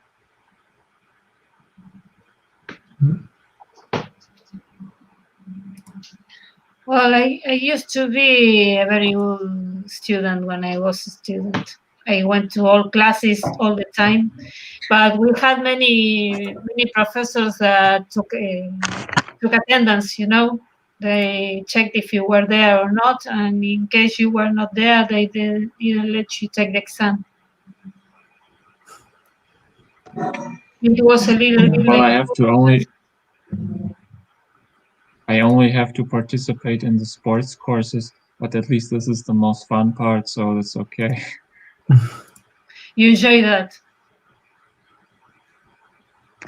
What? That you enjoy that. Yeah, sports is fine. Not every sport, but still better than a lecture.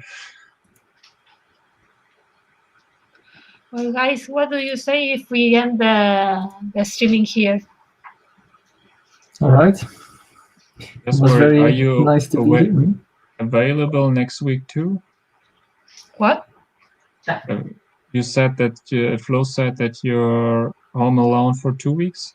Yeah, I am available next week. I don't know if Flo wants to have stream 2 weeks in a row, but I am think available. it's too much.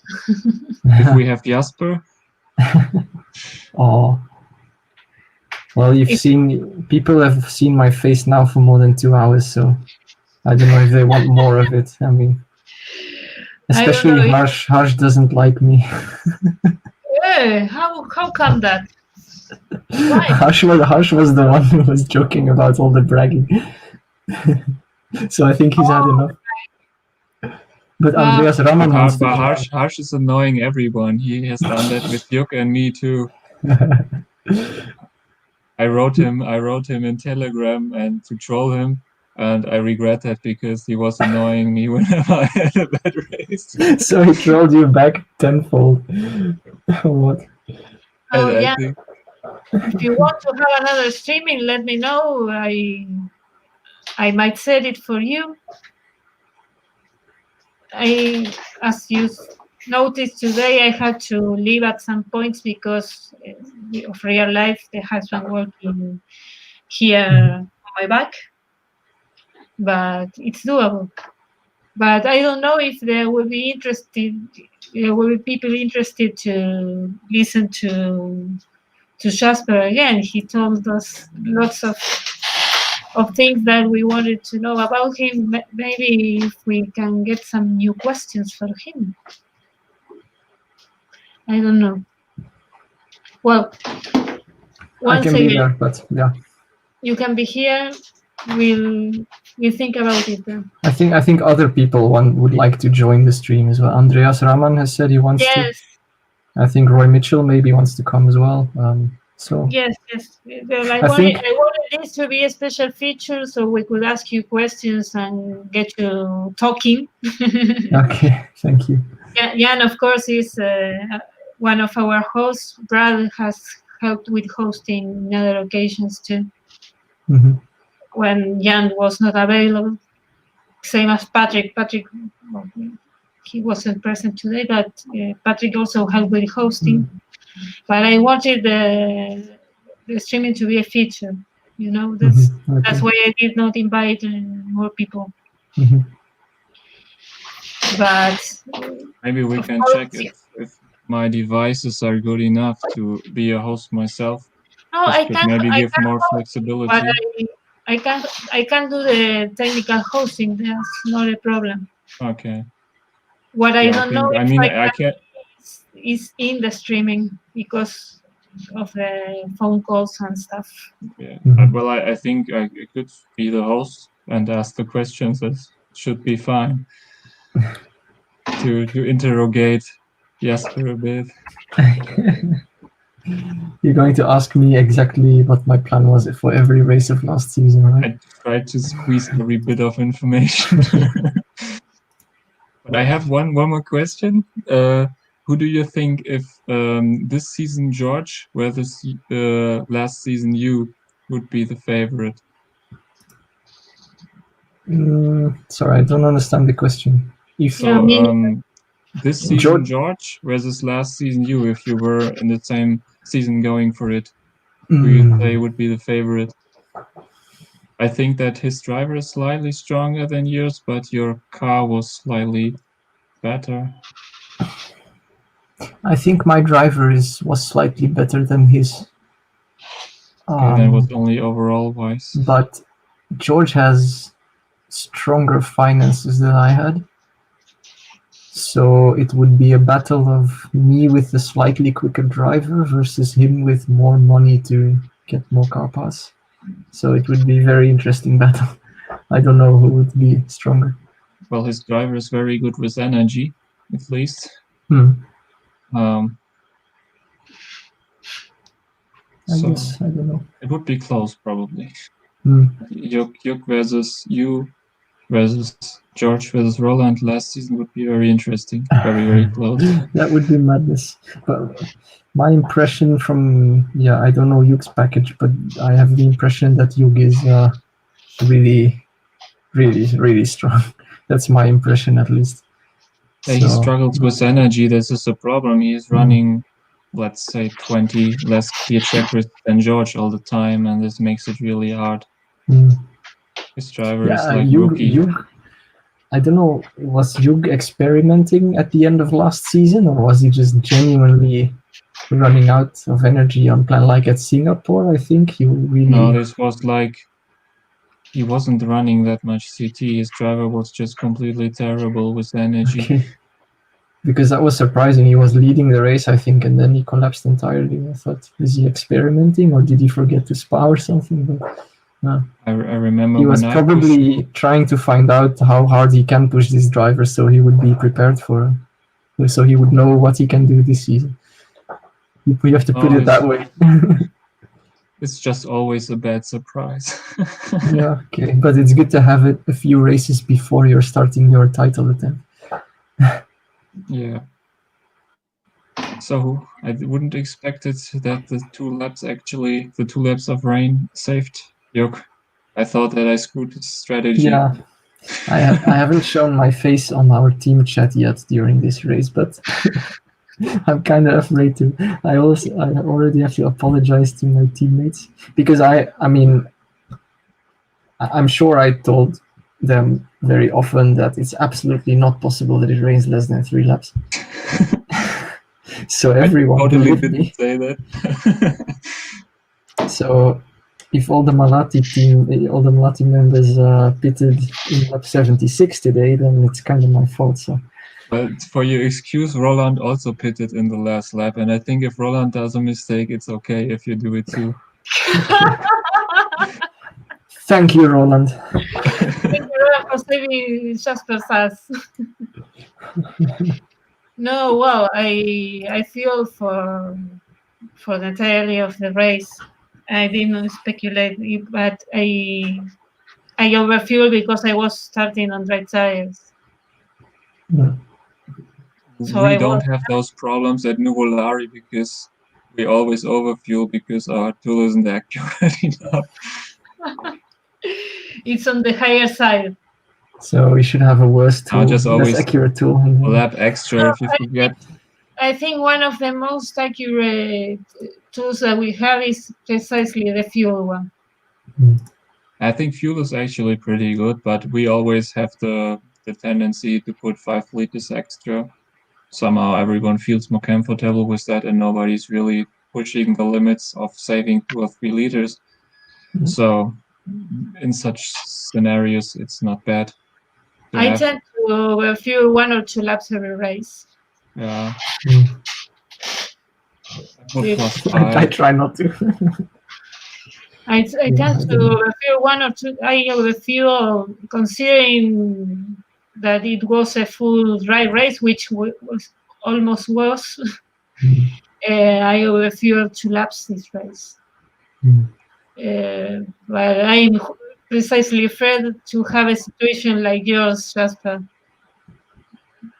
Sorry, you? That I'm afraid to have a situation like the one you had this race.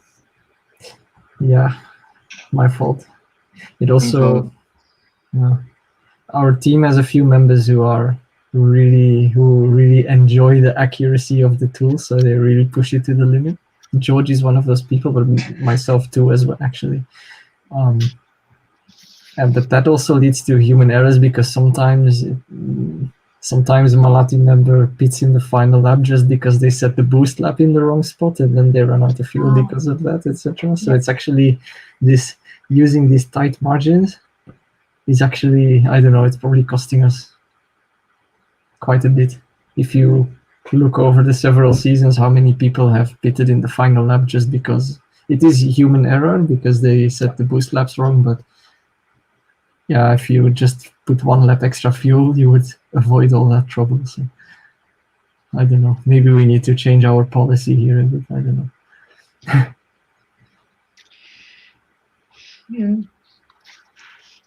I remember the last time I screwed something up was when I holidayed Jok during his first championship, and it was that race when Tomek had that Windows update. I think that race was cursed. I remember the story here. He said that they were both sitting it out. It was like 18, 18, 10, and I was like I told before, I'm not good in stress situations. And no, just let me do the qualifying, and he was okay. Just do it, and then I did it, and George and Tomek wasn't online, and then he asked me. Then he checked our team tool with mobile phone because he was moving and he didn't have a PC, so we only had mobile phone, and mobile phone championship push from mobile phone is a bit risky. You probably wouldn't want to do that, at least if it's close. And then he checked from mobile phone my strategy, and he was like, "Bro, did you fuel for dry?" And it was raining, and there was a huge difference between dry and rain fuel. So it was clear that he will pit because of tire and not because of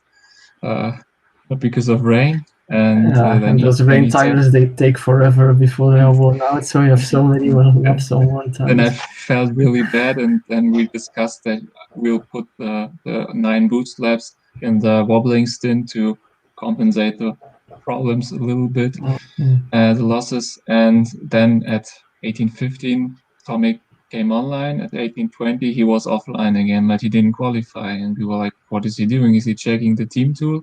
And then 18:25, still not online. 18:27, not online. 18:28, he comes online, back again. We're like, is he really doing the race in 2 minutes now? But he couldn't. He just did randomly qualifying on soft tires. And actually, that race where I did that error basically secured the championship, where Juk finished second and Tomek 39th. So while I screwed it, I still wanted to somehow. So I was quite delighted because he couldn't have won anyway. At least I did the same mistake for myself, so he can't say I. The last time I holidayed George's account, I was supposed to put some offers for technical directors. But and I did, but I wanted to post them in the last minute, and then the site was unavailable for 30 seconds. So I managed to put his number 1 offer, but not second and third offers, and he lost the number 1, I think. So we had a race without a tech director because I failed to put the offers there. I remember I once failed an offer because of the championship bonus. It shows usually because of the cap of the championship. Yeah, it showed your money balance divided by 2, but well, there is a cap of 30 million, and I had like 80 million or 90 million at that time, and I usually before I knew how it worked, I just type a huge number in there to see what's the maximum I can put, so I don't screw anything up and go for the optimum, and I don't have to calculate it myself. And then I wanted to put it last second. I checked it and it said, yeah, your maximum champ bonus is 44 million. And then I pre-typed everything and have different tabs open to then refresh the page to see how many offers which driver has, and then open the tabs and submit it in the last seconds in the right order. So I have the priority list correctly. And then I typed it, and it was like the pop-up came, and I had like 3 seconds, and I was just fuming because I couldn't react anymore. How much time left? And then it said your maximum is 30 million. I was like, you told me 44. So I don't know if this is fixed, because I think it might screw some people if you don't know it. Because it's actually divided. It's visible from the HTML code of the page. If you explore the page, the cap, 30 million cap is shown there. But yes, I think most of the people who don't have teammates that have a little experience might come across with that and not know what the cap for the championship bonus is. What also can happen if you type the max and then you switch the order, that your money balance reduces and you screw up because of that. I also remember what can also happen sometimes when your fee is very small compared to the salary, then you get also a pop-up, and if you're typing it last 2 or 3 seconds, this can also screw you. Yes, but that's relative, because there's no hard cap for the minimum. There is a cap for the maximum for those who but I mean, your fee, if your fee is like 100,000 and your salary is like 1 million, then you get also a warning. Oh, yes, what costs you 2 or 3 seconds. That is 300% of the salary. But no, it's not the maximum. You also get it for low. Yeah. But it's only a warning. There isn't a hard cap for that, I understand. Yeah, you only have to react to the pop-up, but if you're not expecting the pop-up and you only have 2 or 3 seconds, then this is probably a reason why I don't leave myself at least 5 or 10 seconds. But yeah, that's still risky. Yes, I also sometimes wonder what the point is of waiting until the last second with the offers anyway, because if it's a good TD or driver, you expect other people to offer anyway, and you expect them to be prepared for other offers. So yeah you're not going to post the minimum offer. Probably when you try to get something for a min offer, maybe a long-term drive for a min offer, and somebody else might also try to get it for min offer, and then you want to check if you go slightly above min offer. It's a bit like poker play, where you think, okay, is someone putting an offer? If not, then you want to go minimum, and to prepared in case that other people are clashing, that you go slightly higher. So usually I have 2 tabs open to react and get the one. I'm overpaying my current technical director because I was expecting other people to put offers in on him, but they didn't.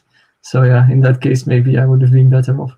But I didn't want to wait to the last second either. So I think this is actually the easiest way to completely ruin your GPRO account, to type 1 digit too much. Because if you think of it, you would hire a driver for, let's say, 2 million, and you accidentally type 0 too much in Bahari, then it's 340 million for the season. Even if you fire it, you're minus 170 and your season is over. Or minus 180, as you have to keep it for one race. And this means that you will be negative like 100 something million. And this means that everything is getting sold, your kids, your wife, everything. Yeah, you need to reset to rookie. Yeah, I think you can probably, if this happens in Elite or in Master, you can probably survive amateur, but it's still, I would probably retire if that happened. So you actually consider that you're always 1 digit only away from retirement. That's you can scary. definitely survive amateur though, because if you relegate with a debt, then all your car parts and your facilities get sold off. But if you're still in debt, then you get the remaining fee, right? You start the new season on 0. You will still relegate, but if you're an amateur, it should be doable if you know what you're doing. I mean, even with 0, if you come from rookie, then you don't have much usually either. So I mean, it's not a big problem, but you would have to completely rebuild your account if that happened. Of course. But you it still would be a have fun it challenge, actually. Like Danny Bayless with 2.1 million. Why don't you do it with Roland, guys? You two could do a challenge with Roland. All go to rookie. Same rookie group. Well, And we are same rule asking here. Vlad to make this private leagues. Mm. Yeah, well, that's not happening. That's not happening anytime soon. Mm. He said he has other priorities at this moment to develop, and we know that he's along with all development at this moment because Shuka retired. I think that would actually be pretty interesting to have like elite starting from rookie with everybody having exactly the same from the beginning. I think that would be fun. Well, Driver market would be a mess. Everyone market going would be a for the mess. same drivers, but probably there are enough in that division. I always laugh when there is like 50 offers for some overpriced guy with 230 talent who doesn't have anything else. Market madness. Well, the 85 OA drivers always get too many offers. Yeah, Just but I don't because they're blame on the anyone first for page, being yeah. too lazy to scroll down. Especially if they are called, I don't know, maybe Ayrton Senna or Michael Schumacher. If they have a name of a real driver, they get even more offers, even more bids. It's always the driver market, just the first page, and then the top 5 drivers on the first page. They always get bombarded in offers because people, the real new players, are just opening drivers one by one, and after 5 you get too bored, so you put your offer on one of the top 5 in the list, not knowing that there are 500 others which are worth checking out. Free market is awful. Luckily, I didn't need it free market since I think amateur 30 seasons ago. Luckily, I could always hire and release, but You mean yeah. you didn't need the race 1 market, or? Yeah, the normal market where you have to battle with everyone else under the overall, because after that I hired every driver in the relegation season. Okay. Except for once. Yeah, so you don't have competition for those drivers. I actually prefer it. There are less people on PP Rally because I always get to 50 million, so it doesn't matter for me. So I prefer to have the stuff market for myself. I don't need to battle with anyone and can go for min offer. But then you don't get PP Rally Championship if there aren't enough. Yeah, you're hosting it. I have seen it. But I think Gonzalo is taking a pretty quick start. Yeah, Gonzalo is taking the fun out of it. He's already leading by 25 points after 3 races. I think you have to kick him out. He is secretly having bridge rocks. I gotta let him have it, you know. He deserves something after last season. Did you know he had a terminal tire puncture halfway through season 75? And that cost him massively, and that really hurt his title bid in season 76. Because he lost a sponsor, or I remember that he complained, and I was like, I don't think it's then only the 15 million, because that you can usually compensate. But if you lose a 50 million, 60 million deal, it really hurts. Yeah. Or quit. So he could have been stronger actually last season. He was really strong the first 9 races or so. He's really good with matching. Also, he's always surprising. He's a bit unpredictable. Sometimes he's not that good with, but then he's super quick. In previous seasons, he was always on Contis, and he was always pushing in the cold races. So he was very consistent, because then in the cold, it was cold, but he was pushing harder. So his results were really, really consistent always. And I remember him getting some very good results in the cold also. It was always very interesting to watch what Gonzalo is doing. I wonder what would happen if Roland would relegate to Master. I think there would be no way that he's not promoting the first season. I think the game would be broken before that. If Roland relegates, the game must be broken. Well, I think that if he struggles again with sponsors, he might decide to relegate at some point. He really looks like he's struggling with sponsors. Yes, especially because of the income he has right now. Well, you never know. Maybe in some seasons he has problems again. But I guess that he'll be all right because of the driver he has. If he milks everything he can from the driver, he'll be fine. And of course, he didn't want to take chances to pick tires that were not strong enough to help him through the season. You know, he could have picked, I don't know, Barriers or maybe Contis, and he picked Hancocks. Yeah, I understand the reasoning why he picked Hancocks, but I think it was a different situation for me, maybe. But I wonder if he's keeping the driver. He's not keeping this driver beyond the current contract, is he? I don't think so. Yeah, the reputation is too high. The reputation is high and the age is high. The driver is it's old. 35. But 35 is still doable. You can still do something like the driver that Lee Harding used for a couple of seasons was Jan's old driver, right? Yeah. And Lee Harding signed him always on 1 season contracts, and then he got back on the market and hired him again from the market. Which Yes, was that was- probably due to that was 250 reputation. He couldn't extend it, but no one contested him, so.